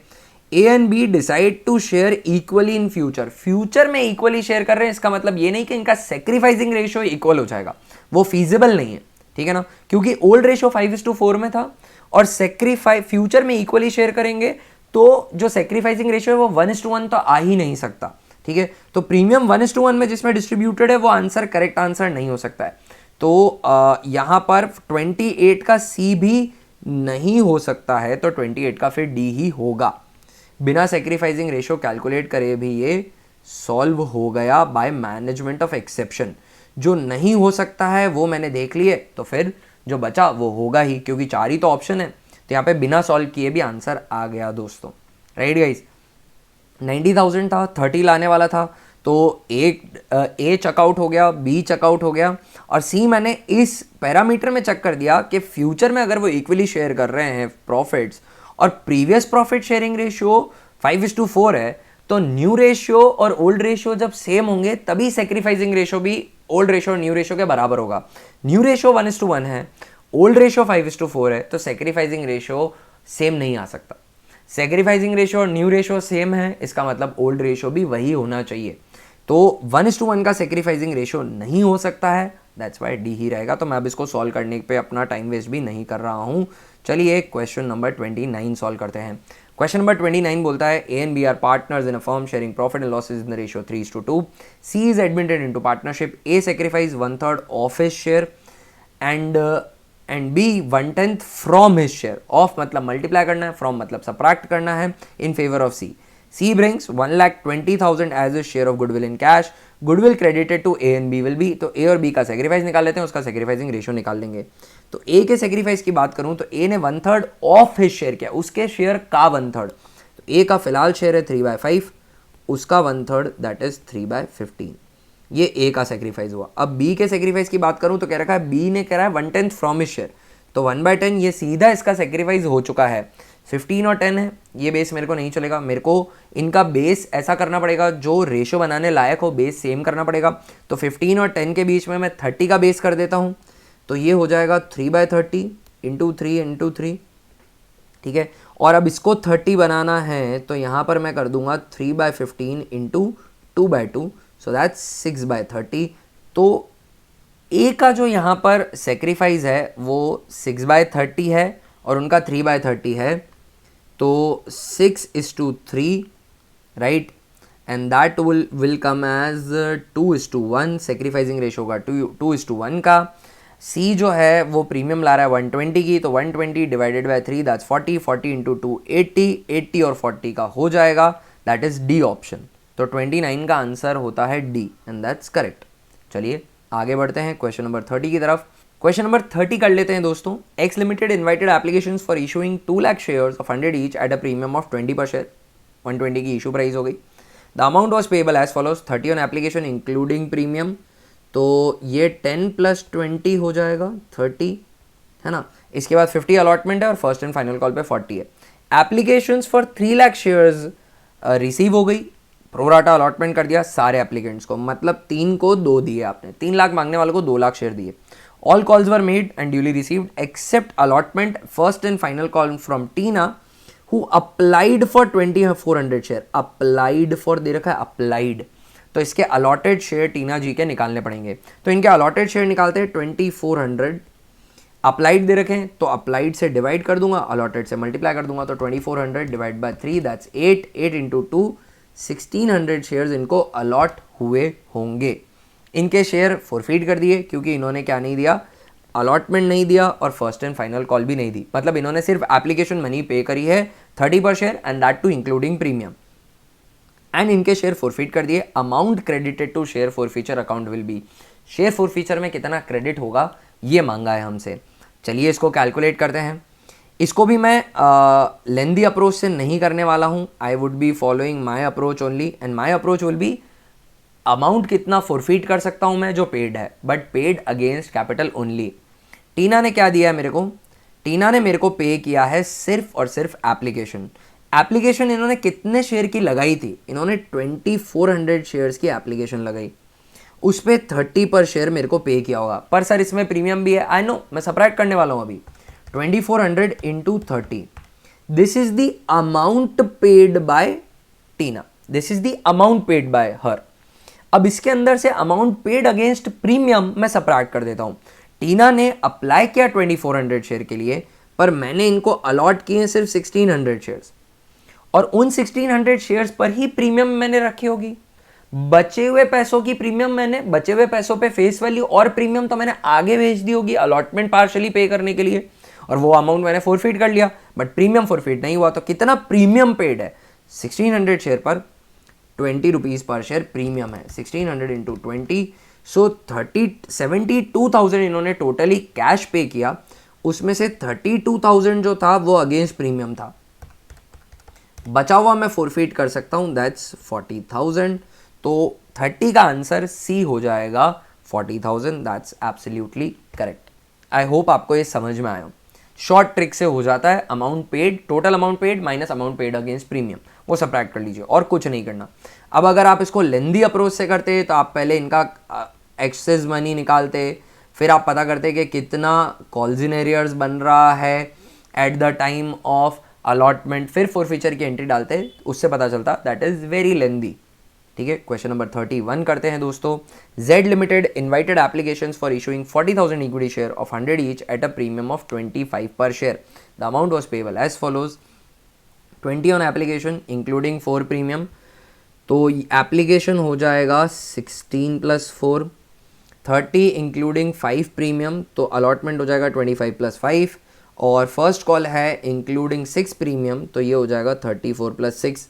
फाइनल कॉल पे बैलेंस अमाउंट है, बैलेंस अमाउंट देख लेते हैं। अभी तक 100 रुपीज़ आने हैं फेस वैल्यू के, 16 + 25 + 34, 75 रुपीज़ की फेस वैल्यू आ गई है, माइनस 100, तो 25 रुपये की फेस वैल्यू बचती है, प्लस प्रीमियम आनी थी 6 + 4 10, 5 15, प्रीमियम में 25 की, 25 - 15, तो 10 रुपये की प्रीमियम आनी है फाइनल कॉल पर। ये फाइनल कॉल हो जाएगी 25 + 10 की। Gayatri, a share holder holding 200 share, did not pay first, second and final call, तो फर्स्ट कॉल नहीं दी और सेकंड और फाइनल कॉल इन्होंने नहीं दी। And her shares were forfeited after the second and final call, second and final call के बाद इनके शेयर फोरफिट कर दिए। Calls in arrears account will be credited by, calls in arrears कितना रहेगा, जो इन्होंने पे नहीं किया। तो क्या पे नहीं किया, फर्स्ट कॉल नहीं दी 40 रुपये की, और फाइनल कॉल नहीं दिए 40 रुपये इंक्लूडिंग प्रीमियम, वो भी एरियर है तो वो क्रेडिट ही होगा, और 35 रुपीज़ की इन्होंने फाइनल कॉल भी नहीं दिए। तो सिंपली 40 + 35 दैट इज 75 पर शेयर, और 200 शेयर पर तो 200 × 75 पर share, that would be the amount of calls in arrears, तो वो हो जाएगा 15,000 रुपये। 31 का आंसर सी हो जाता है, 31 का answer is C, that's correct. तो एरियर जो भी अमाउंट ड्यू है इंक्लूडिंग प्रीमियम, वो सब एरियर में आता है। क्वेश्चन नंबर 32 करते हैं। Shares of a private company are non transferable, सही बात है, they are non transferable to the general public, they can only be transferred privately. Preparation of articles is necessary for a private company, articles of association बनाना तो पड़ेगा, पर आप adopt कर सकते हैं एक प्रोफॉर्मा आर्टिकल्स जो कंपनीज एक्ट के अंदर दे रखा है, उसको भी आप फॉलो कर सकते हैं, बट आपको बनाने तो पड़ेंगे। दोनों सही है, बट दोनों का आपस में कोई लेना देना नहीं है।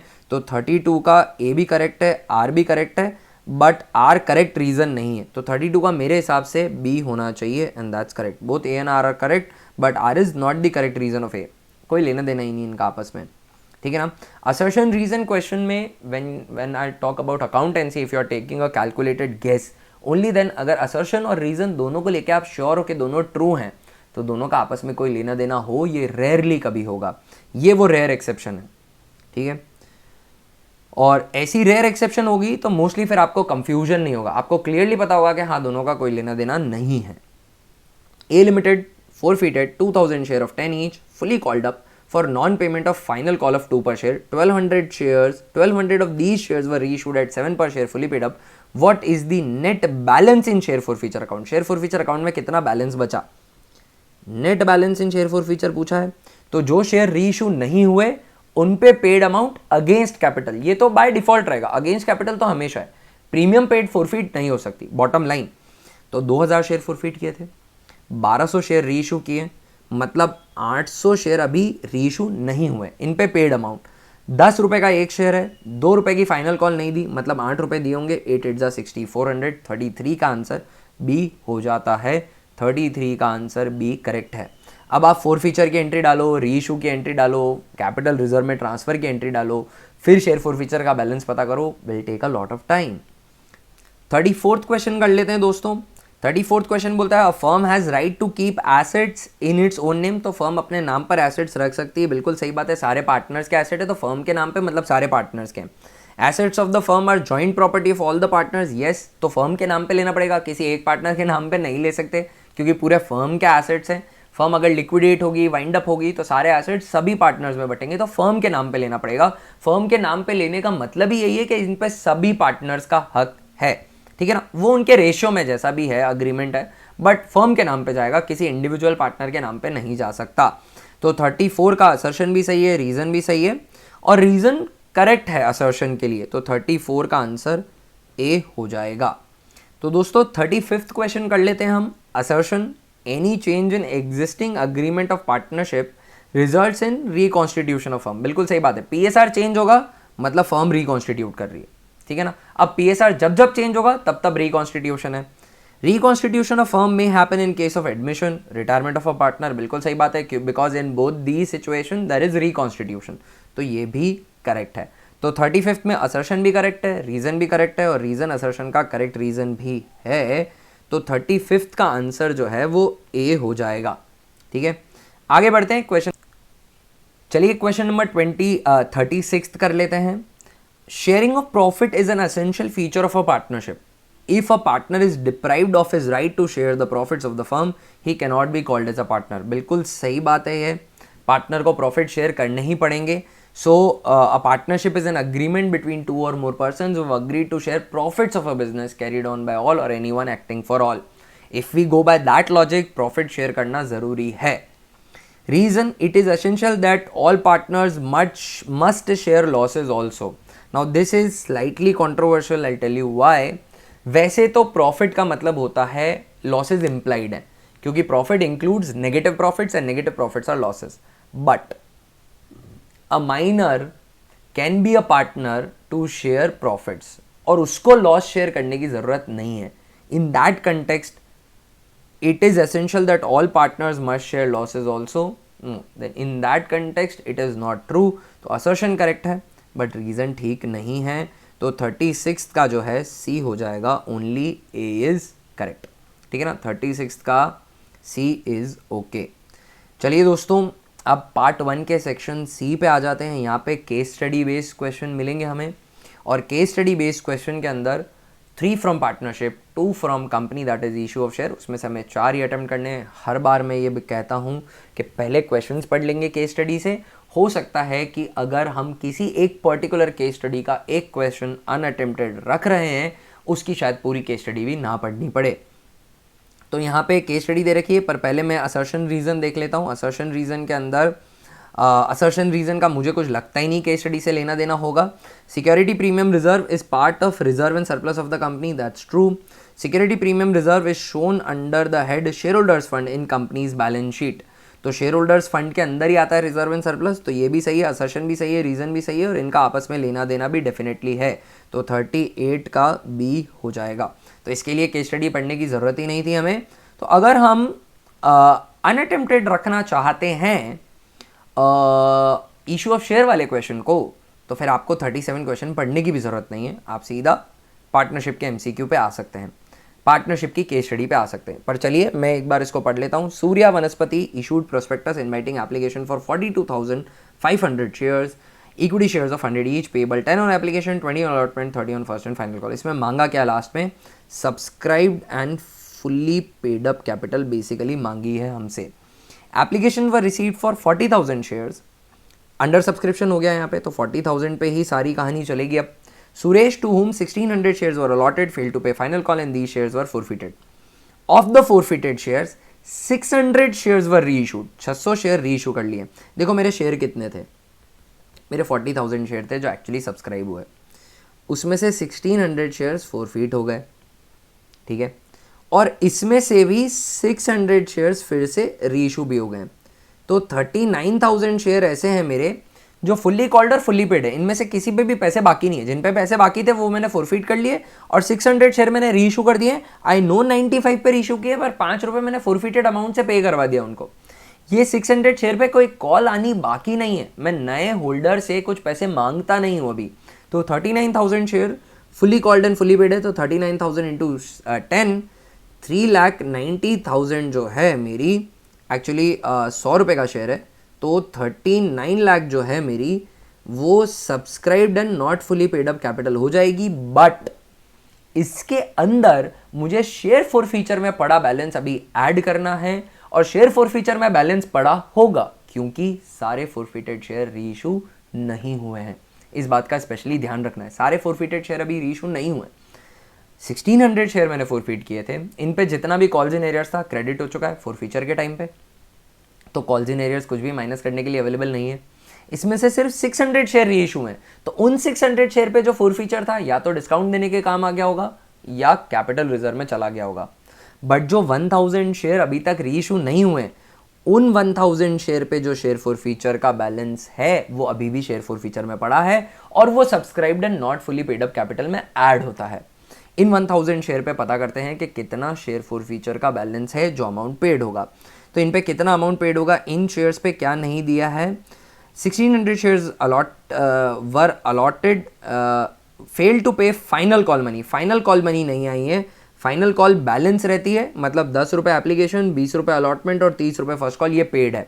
30 + 20 50 + 10 60 रुपीज़ पेड है। तो ये अमाउंट 60,000 का जो है, this is the amount forfeited on these 1000 shares and this is still lying to the credit of share forfeiture.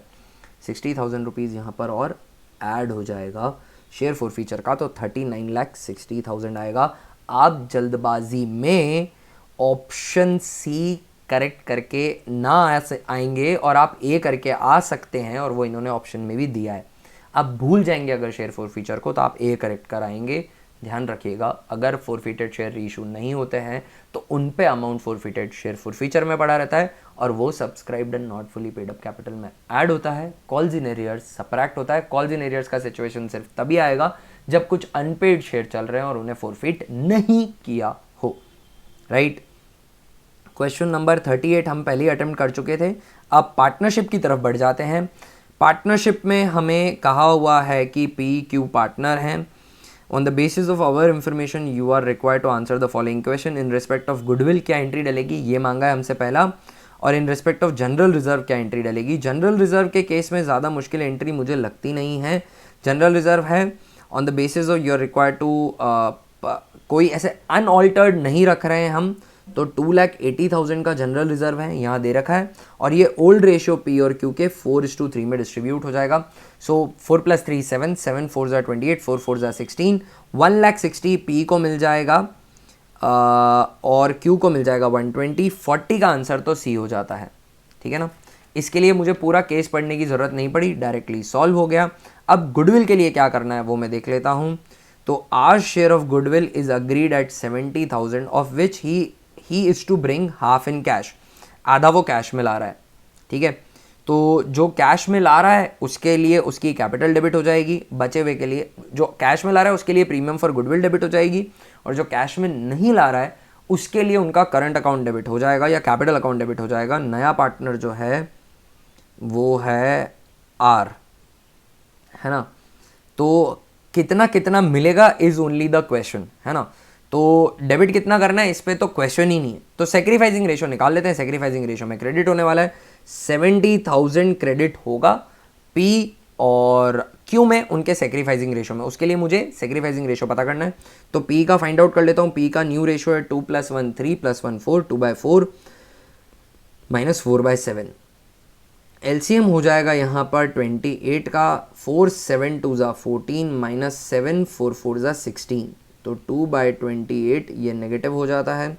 Q की बात करता हूँ तो क्यू का न्यू रेशो है 1/4 माइनस पुराना वाला था 3/7। अगेन एलसीएम 28 का, 4 7 28, 7 1 7, 7 4 28, 4 3 12, 7 - 12 दैट्स 5/28। सेक्रीफाइसिंग रेशो हो जाएगा 2:5। प्रीमियम फॉर गुडविल है 70,000 की, तो 20 और 50 में क्रेडिट हो जाएगी। 20 और 50 ये ऑप्शन डी में हो रहा है, 39 का डी हो जाएगा एंड 39 का डी इज़ एब्सोल्युटली करेक्ट। तो दोस्तों ये अब हमारे दोनों क्वेश्चन हो गए। एक 41st क्वेश्चन और बचा है। इन respect of advertisement suspense, again advertisement suspense पहले से दे रखा है, वो है 1,40,000 का। नेगेटिव होता है तो पुराने पार्टनर्स की कैपिटल डेबिट होगी, एडवर्टीजमेंट सस्पेंस क्रेडिट होगा पुराने रेशो में। 1,40,000 का 4 + 3 7, 1,40,000 divide by 7 that is 20, 40 × 2 80 and 80 and 60 होना चाहिए पी और क्यू डेबिट। तो 80 से P डेबिट और Q भी डेबिट, तो 41 का आंसर A हो जाएगा। 41 का answer is A and that's also correct. तो ये हमारे केस बेस्ड MCQ क्वेश्चंस हो गए।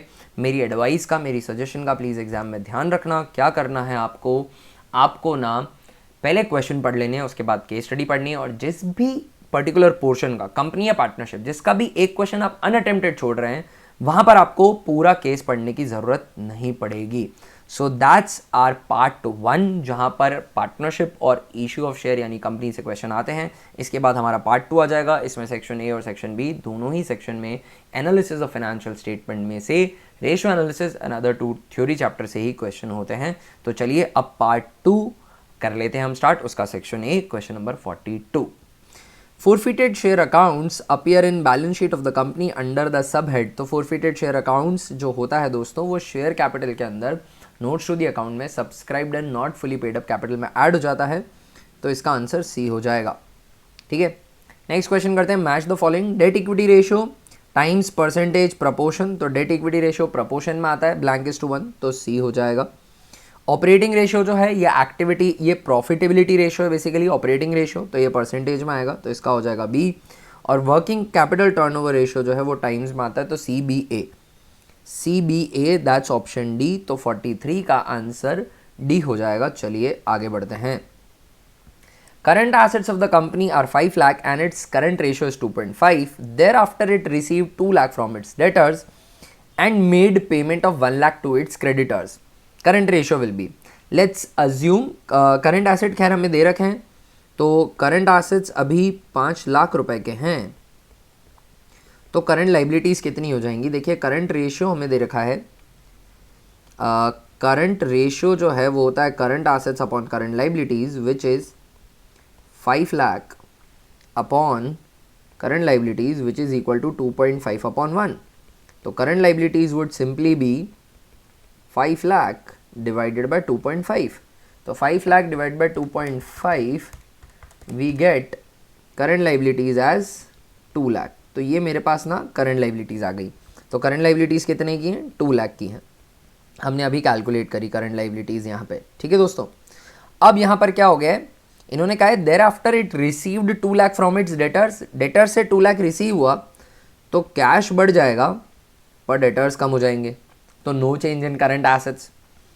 And made payment of 1 lakh to its creditors, तो उसकी वजह से क्या होगा, कैश कम हो जाएगा और करंट लाइबिलिटीज़ भी कम हो जाएंगी। तो अभी करंट एसेट्स 5 लाख के हैं, वो 4 लाख के हो जाएंगे, और जो करंट लाइबिलिटीज़ 2 लाख की है उसमें भी क्रेडिटर्स का पेमेंट हो गया, तो वो भी 1 लाख की हो जाएगी, तो फिर 4:1 का रेशियो आ जाएगा। So that's our answer, right guys. तो 44 का आंसर इन्होंने पूछा है नया करंट रेशियो क्या होगा, तो वो है 44 का डी, 4:1, एंड दैट्स 44 का डी, दैट्स करेक्ट। तो क्वेश्चन 45 कर लेते हैं। Which of the following is correct sequence to be shown under the heading reserve and surplus to be shown in balance sheet. इस क्वेश्चन में ये हमसे पूछ रहे हैं कि रिजर्व एंड सरप्लस में आने वाली सब हेडिंग्स किस सीक्वेंस में रहती है। तो this is not an appropriate question to ask in my honest opinion. मेरी नॉलेज में सब हेडिंग्स किसी पर्टिकुलर सीक्वेंस में रहें ऐसी कोई रिक्वायरमेंट नहीं है, लीगल रिक्वायरमेंट नहीं है, तो ये क्वेश्चन ही ठीक नहीं है पूछना। आप इनको अगर किसी और सीक्वेंस में भी लिख देंगे, रिजर्व एंड सरप्लस के अंदर आने वाली सब हेडिंग्स को किसी और सीक्वेंस में भी लिख देंगे, I don't think that's a violation of schedule 3 part 1। तो 45 का इन्होंने आंसर भी दे रखा है, क्योंकि इसी सीक्वेंस में हो सकता है टेक्स्ट बुक में दे रखा हो, but this is not an appropriate question to ask. मेरे हिसाब से सब हेडिंग्स का कोई सीक्वेंस नहीं होता। अगर आप SPR ऊपर लिख दें और कैपिटल रिजर्व बाद में भी लिखें तो वो गलत नहीं होगा मेरे हिसाब से। I don't know if I am wrong. If you have any other information in this regard, please let me know in the comment section. To the best of my knowledge, this sequence, the sequence of subheadings to reserve and surplus is not necessary. Anyways, आगे बढ़ते हैं। Match the following calls in arrears. तो calls in arrears जो है share capital के अंदर subscribed and not fully paid up capital में से सबट्रैक्ट करके बताया जाएगा। Interest due on calls in arrears, तो ये अक्रूड इंटरेस्ट है, earn but not yet receive, तो करंट एसेट्स के अंदर अदर करंट एसेट्स में आ जाएगा, तो इसका ए हो जाएगा। Calls in advance current liabilities के अंदर अदर करंट लाइबिलिटीज़ में जाएगा, और interest on calls in advance interest on calls in advance, जो interest on calls in arrears, एक second, interest on calls in arrears can not be classified, calls in arrears पे interest है, तो basically ये interest on calls in arrears लेना बाकी है, तो yes it would be calls in arrears, arrear किया है शेयर होल्डर ने तो उससे इंटरेस्ट कंपनी रिसीव करेगी, तो वो करंट एसेट्स में करेक्टली क्लासीफाई हुआ है। और interest on calls in advance, calls in advance पे अगर कोई इंटरेस्ट है तो कंपनी को पे करना है, और अगर कंपनी को पे करना है तो ये बेसिकली एक्सपेंस हो जाएगा, और एक्सपेंस नहीं है और देना बाकी है, तो ये फिर ये भी करंट लाइबिलिटी में ही क्लासीफाई होता है मेरे हिसाब से, ठीक है ना। तो BACC होना चाहिए, BACC 46 का C ऑप्शन सही है मेरे हिसाब से, और C ही बराबर दे रखा है, ठीक है ना। तो कुछ रेड हेरिंग्स भी हैं यहाँ पर, ऐसे आइटम्स भी हैं जो किसी से मैच नहीं हो रहे, जैसे रिजर्व एंड सरप्लस किसी से मैच नहीं हो रहा था, तो इसका भी हमें स्पेशल ध्यान रखना है। क्वेश्चन नंबर 47 करते हैं दोस्तों। Dividend is paid on calls in advance also, no, calls in advance पे डिविडेंड नहीं दिया जाता, हमने नहीं मंगाया था, कंपनी बोलेगी कि हमने ये पैसा नहीं मंगाया था, आपने अपनी इच्छा से दिया, इस पर इंटरेस्ट मिल जाएगा if it is provided so in articles of association, but calls in advance पे कोई इंटरेस्ट नहीं दिया जाता है, ओनली पेड अप कैपिटल पे ही डिविडेंड, कॉल्स इन एडवांस पे इंटरेस्ट दिया जाता है पर डिविडेंड नहीं पे किया जाता, dividend is paid only on paid up capital. Interest is paid on calls in advance also, yes interest पे किया जाता है, इंटरेस्ट पे किया जाता है, तो रीजन करेक्ट है बट असर्शन रॉन्ग है, तो A is false but R is true, तो 47 का डी हो जाएगा, ठीक है। 48 क्वेश्चन करते हैं दोस्तों अब। असर्शन है in vertical analysis only the figures of 1 year are analyse, तो बिल्कुल सही बात है, वर्टिकल एनालिसिस में मल्टीपल ईयर्स एनालाइज नहीं होते हैं, वर्टिकल एनालिसिस स्टैटिक है, एक ही फाइनेंशियल स्टेटमेंट के एक ही अकाउंटिंग पीरियड के अगर आप एनालिसिस कर रहे हो तो वर्टिकल एनालिसिस है। हॉरिजॉन्टल एनालिसिस डायनेमिक एनालिसिस है, हॉरिजॉन्टल एनालिसिस के अंदर मल्टीपल ईयर्स का एनालिसिस होता है तो वो टाइम सीरीज एनालिसिस भी कहलाता है। Comparative analysis horizontal, comparative statement जो है वो हॉरिजॉन्टल एनालिसिस होगा, कॉमन साइज स्टेटमेंट और रेशियो एनालिसिस वर्टिकल एनालिसिस रहेगा। ये काफ़ी इंपॉर्टेंट इन्फॉर्मेशन है, इसके बेसिस पर एक क्वेश्चन आपके एग्जाम में बनकर आ सकता है मोस्ट डेफिनेटली, ठीक है। सो यहाँ पर रीजन पढ़ लेते हैं। In horizontal analysis the figures of 2 और more years are analysed, both are true, assertion और रीजन दोनों ही करेक्ट हैं, तो असर्शन भी करेक्ट है, रीजन भी करेक्ट है, और अब यूं देखो तो असर्शन का रीजन से कुछ लेना देना तो नहीं है, ठीक है ना। ऊपर वर्टिकल एनालिसिस जब समझाया, नीचे हॉरिजॉन्टल एनालिसिस, तो both A and R are true, but R A का करेक्ट एक्सप्लेनेशन नहीं है क्योंकि ऊपर वर्टिकल एनालिसिस की बात हो रही है, नीचे हॉरिजॉन्टल एनालिसिस की बात हो रही है। पार्ट 2 का सेक्शन बी कर लेते हैं अब हम दोस्तों। Question number 49, credit revenue from operation 9 lakh दे रखा है, ट्रेड रिसीवेबल टर्नओवर रेशियो दे रखा है 6 टाइम्स, तो मेरे को ट्रेड रिसीवेबल टर्नओवर रेशियो दे रखा है, इसका फॉर्मूला होता है net credit revenue from operation या sale upon average account receivables. यहाँ पर मुझे बता रखा है net credit revenue from operation that is 9 lakh, मेरे को एवरेज ट्रेड रिसीवेबल्स नहीं बताया है, and this is equal to 6 that is also provided to me in the question itself. तो एवरेज ट्रेड रिसीवेबल्स जो हैं वो आ जाएंगे 9 लाख डिवाइडेड बाय 6 दैट्स 1,50,000, ये एवरेज ट्रेड रिसीवेबल आ गए।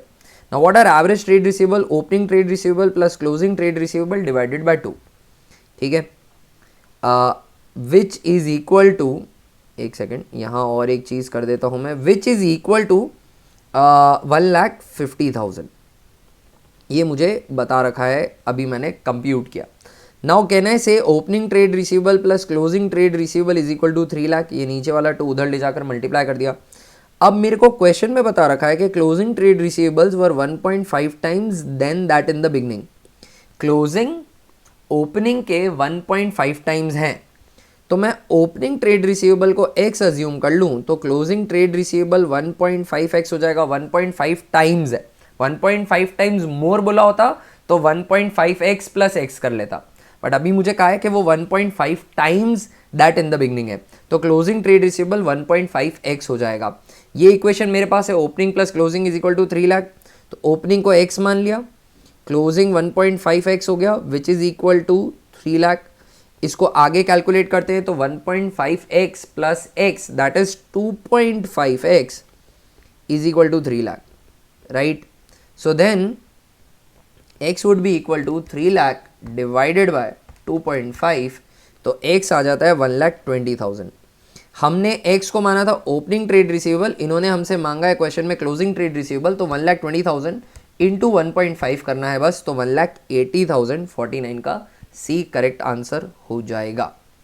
आगे बढ़ते हैं, क्वेश्चन नंबर 50 करते हैं. On the basis of the following data a company's gross profit ratio will B.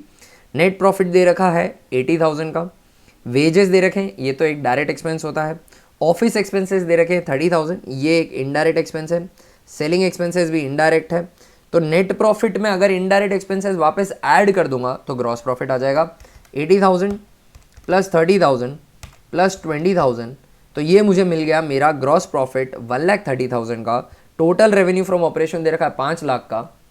Gross profit ratio का फॉर्मूला होता है gross profit upon net sales into 100. ग्रॉस प्रॉफिट 130 का है, इसको डिवाइड कर दूंगा 5 लाख की सेल्स से, तो आंसर आ जाएगा 26%, दैट इज ऑप्शन बी. ये सही हो गया. आगे बढ़ते हैं, question number 51. A firm has current ratio 3.6:1 और क्विक रेशियो है 2.4:1. Assuming inventory at 72,000 what will be the amount of current assets. Current assets का अमाउंट पूछा है. इसको सॉल्व करने का एक लेंदी अप्रोच है और एक बहुत कन्वीनियंट अप्रोच है. पहले मैं कन्वीनियंट अप्रोच से बता देता हूँ. करंट रेशियो और क्विक रेशियो में फ़र्क क्या आएगा.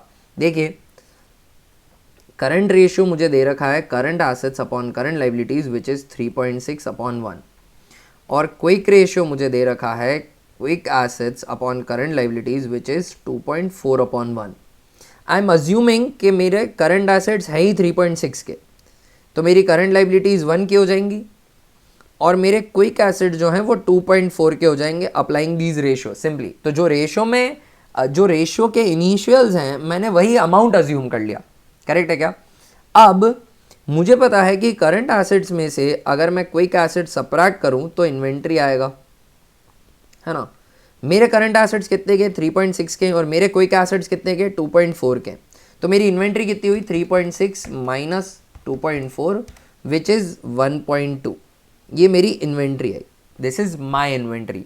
Do I know actual inventory. Yes I know 72,000 की एक्चुअल इन्वेंट्री है. मेरी अज्यूम्ड इन्वेंट्री है 1.2 की और एक्चुअल इन्वेंट्री जो है वो है 72,000 की. करेक्ट बात है क्या. अब मुझे क्या चाहिए, इन्होंने कहा है कि करंट एसेट्स निकालो, ऐसे ही मांगा है करंट एसेट्स, तो 72,000 को मैं 1.2 से डिवाइड कर दूंगा क्योंकि actual inventory divided by assume inventory, जो एक्चुअल फिगर होता है उसको आपके अज्यूम्ड फिगर से डिवाइड कर दीजिए और जो भी आप फाइंड आउट करना चाहते हैं उस अज्यूम्ड से मल्टीप्लाई कर दीजिए. तो मेरा अज्यूम्ड फिगर क्या है 3.6, मैं 3.6 से मल्टीप्लाई करूंगा तो मुझे आंसर मिल जाएगा 72,000 डिवाइडेड बाय 1.2 इंटू 3.6, तो आंसर आ जाता है 2,16,000 का. 2,16,000 के मेरे करंट एसेट्स हो जाएंगे. बहुत ही ईजी अप्रोच से मैंने इसे सॉल्व किया, राइट गाइज. अब चलिए थोड़ा सा हम ना कन्वेंशनल अप्रोच से सॉल्व करते हैं, 1 मार्क वाली अप्रोच को छोड़कर, क्योंकि वो आपको शायद आती हो या आपने एक्चुअली जब भी खुद प्रैक्टिस करी हो तो शायद इस अप्रोच से प्रैक्टिस किया हो. Current assets is equal to 3.6 current liabilities, मैंने करंट रेशियो को मॉडिफाई करके लिख दिया. And quick assets is equal to 2.4 current liabilities, मैंने इसको भी मॉडिफाई करके लिख दिया. I know that current assets minus current liabilities, actually I know that current assets minus quick assets is equal to inventory होता है. current assets मेरे हैं 3.6 current liabilities के equivalent और quick assets की जगह मैं लिख दूंगा 2.4 current liabilities is equal to inventory, वो होती है 72,000 that I already know. ठीक है. 3.6 current liability minus 2.4 current liabilities, that is basically 1.2 times current liability is equal to 72,000. Therefore, current liability would be equal to 72,000 divided by 1.2 simply. So, 72,000 divided by 1.2 gives me 60,000 rupees. ये मेरी current liability आ गई दोस्तों. अब current liability आ चुकी है और current assets चाहिए, तो current assets is equal to 3.6 into current liability. Which is 3.6 into 60,000, तो 60,000 इंटू 3.6 2,16,000 आ जाएगा, जो पहले भी आ रहा था। तो ये थोड़ा सा कन्वेंशनल अप्रोच है ना। बाकी बड़ा ही ईजी होता है इसको सॉल्व करना, मतलब करंट रेशियो और क्विक रेशियो दे रखा है और इन्वेंट्री दे रखी है। करंट रेशियो में से क्विक रेशियो सीधा माइनस करो, फिर इन्वेंट्री को उस अमाउंट से डिवाइड करो, और अगर करंट एसेट्स चाहिए तो 3.6 से मल्टीप्लाई कर दो, क्विक एसेट चाहिए तो 2.4 से मल्टीप्लाई कर दो, और अगर करंट लाइबिलिटी चाहिए तो 1 से मल्टीप्लाई कर दो। As simple as that. Question number 52 कर लेते हैं अब हम। क्वेश्चन नंबर 52 में मांगा है operating ratio will be, operating ratio हमसे मांगा है। सो ऑपरेटिंग रेशियो का फॉर्मूला होता है operating cost upon net RFO into 100, and operating cost is nothing but CORO plus indirect operating expenses. Indirect operating expenses में आ जाएगा employ benefit expenses, selling and distribution, office and administration, depreciation and amortisation. Credit revenue from operation दे रखा है, cash revenue from operation दे रखा है, इन दोनों को जोड़ूंगा तो टोटल रेवेन्यू फ्रॉम ऑपरेशन आ जाएगा दैट्स 25 लाख। तो टोटल RFO हो जाएगा 25 लाख रुपए का, राइट फ्रेंड्स। अब इसके बाद नीचे सबसे नीचे मुझे दे रखा है gross profit ratio, if you can see over here, वो है 40% का। तो इससे मेरे को ग्रॉस प्रॉफिट मिल जाएगा। Gross profit ratio is RFO पे सीधा ग्रॉस प्रॉफिट रेशियो अप्लाई कर दूंगा, तो 25 लाख का 40% है 25 लाख इंटू 40%, दैट्स 10 लाख का मेरा GP हो जाएगा। तो मेरा cost of revenue from operation जो है वो इससे निकल के आ जाएगा RFO माइनस GP इज कोरो, दैट इज COGS, एक ही बात होती है। तो वो हो जाएगा 25 माइनस 10, 15 लाख का cost of revenue from operation आ गया।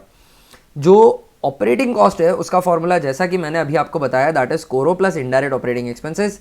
तो 15 लाख में इनडायरेक्ट ऑपरेटिंग एक्सपेंसेस ऐड करने, इसमें एम्प्लॉय बेनिफिट हो जाएगा, सेलिंग एंड डिस्ट्रीब्यूशन हो जाएगा, loss on sale of machinery operating नहीं होता है, ये ऑपरेशंस का हिस्सा नहीं है, ये मैंने इंटेंशन से नहीं किया, गुड्स प्रोड्यूस करने के लिए नहीं किया, ये रेकरिंग नहीं है, हर साल नहीं होने वाला है। तो एम्प्लॉय बेनिफिट एक्सपेंसेस 3 + 2 5 लाख, 5 + 15, तो मेरी ऑपरेटिंग कॉस्ट जो हो गई वो हो गई 20 लाख रुपए की। 20 lakh divided bye RFO which is 25 lakh into 100 करूँगा तो मेरा ऑपरेटिंग रेशियो आ जाएगा 20 डिवाइड बाई 25, दैट इज़ 80%। तो 80% मेरा ऑपरेटिंग रेशियो है, और अगर कोई ऑपरेटिंग प्रॉफिट रेशियो पूछे तो that is also simply 100 minus operating cost या ऑपरेटिंग रेशियो विच इज 80%, तो 20% आंसर हो जाएगा। क्वेश्चन नंबर 53 करते हैं दोस्तों। क्वेश्चन नंबर 53 के अंदर शेयर कैपिटल दे रखा है, जनरल रिजर्व दे रखा है, long term debts will be, simply मेरे से लॉन्ग टर्म डेट्स पूछे हैं, that is it. Share capital, general reserve और सरप्लस को अगर मैं ऐड कर दूंगा, सरप्लस का नेगेटिव बैलेंस है, तो इन तीनों से मुझे मिल जाएगा शेयर होल्डर्स फंड, ठीक है ना। मुझे रिजर्व एंड सरप्लस नहीं दे रखा, सरप्लस दे रखा है, तो मैं अज्यूम करूंगा कि ये प्रॉफिट एंड लॉस अकाउंट की बात हो रही है। तो 24 लाख का मेरा शेयर होल्डर्स फंड आ गया। डेट इक्विटी रेशियो मेरे को दे रखा है, डेट इक्विटी रेशियो का फॉर्मूला होता है long term date upon share holders fund. Long term date तो मुझे पता नहीं, शेयर होल्डर्स फंड मेरे को 24 लाख का अभी पता है, कंप्यूट किया मैंने, और दिस इज इक्वल टू 2.5/1। तो long term debt would be equal to 24 lakh into 2.5, तो 24 लाख इंटू 2.5, तो आंसर आ जाएगा 60 lakh, and that's our answer. 53 का बी हो गया। 54th क्वेश्चन करते हैं, चलिए। करंट एसेट्स 12 लाख के हैं, वर्किंग कैपिटल 720 की है, और इन्वेंट्रीज 3,60,000 की है। लिक्विड रेशियो पूछा है, तो करंट एसेट्स में से इन्वेंट्री माइनस करूंगा तो लिक्विड एसेट्स आ जाएंगे। Liquid assets is equal to 12 lakh minus 3,60,000, that's my liquid assets 8,40,000 के। और वर्किंग कैपिटल का फॉर्मूला होता है current assets minus current liabilities. Current assets 12 lakh के हैं, करंट लाइबिलिटी मुझे पता नहीं, और वर्किंग कैपिटल मुझे दे रखी है 7,20,000 की। तो current liabilities would simply be equal to 12 lakh minus 720, 12 lakh minus 7,20,000, तो 4,80,000 की करंट लाइबिलिटीज़ आ जाती हैं। Liquid ratio is equal to liquid assets upon current liabilities. Liquid assets अभी अभी हमने निकाले 8,40,000 के हैं, और करंट लाइबिलिटीज़ 4,80,000 की हैं।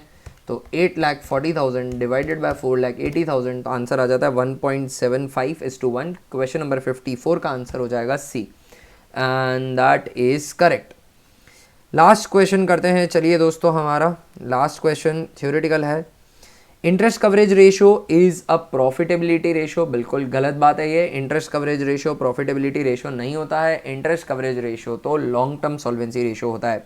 Interest coverage ratio is an activity ratio, ये भी गलत बात है। तो both A and R are wrong, 55 का डी हो जाएगा। मेरे प्यारे दोस्तों, आई होप इस सैम्पल पेपर से भी आपको और बढ़िया अच्छी वैल्यू मिली हो और आपकी तैयारी जोरों शोरों पे हो रही है इन सारे मॉडल पेपर और सैम्पल पेपर की वजह से। थोड़ी सी भी हेल्प होती है, लाइक वाला बटन ज़रूर दबा दीजिएगा। व्यूज़ और लाइक प्रपोर्शन में नहीं रहते हैं वीडियोस के। अनसब्सक्राइब्ड व्यूअर्स बहुत हैं गाइस। प्लीज़ एक वीडियो और उसके अंदर पूरा पेपर सॉल्व, ऑलमोस्ट 2 आवर्स का तो कंटेंट है और इसको बनाने के लिए 3 से 4 घंटे की मिनिमम पीछे बैक एंड पे मेहनत रहती है। यू मस्ट नो, जो एक्चुअली वर्क कर रहे हैं या जो भी यूट्यूबर्स हैं आपके आसपास, उनसे ज़रूर पूछिएगा। It is not easy to upload one video. तो एक लाइक दबा दो यार, और सब्सक्राइब वाला बटन प्रेस कर दीजिए चैनल की, इससे बहुत हेल्प हो जाएगी।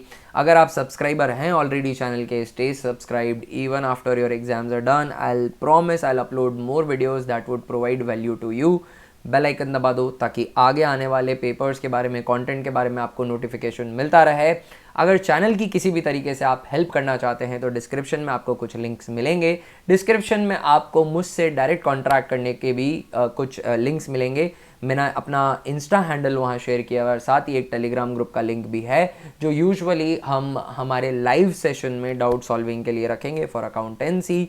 और आगे और वीडियोस आएंगे तो चैनल की मदद करते रहिएगा और चैनल पे कंटेंट ऐसा रहेगा जिससे आप सिर्फ सीखें ना, एस करें। अगले वीडियो में जल्दी मिलते हैं दोस्तों, तब तक के लिए बाय। आपका आज का दिन बहुत ही बढ़िया निकले। All the best for your exams.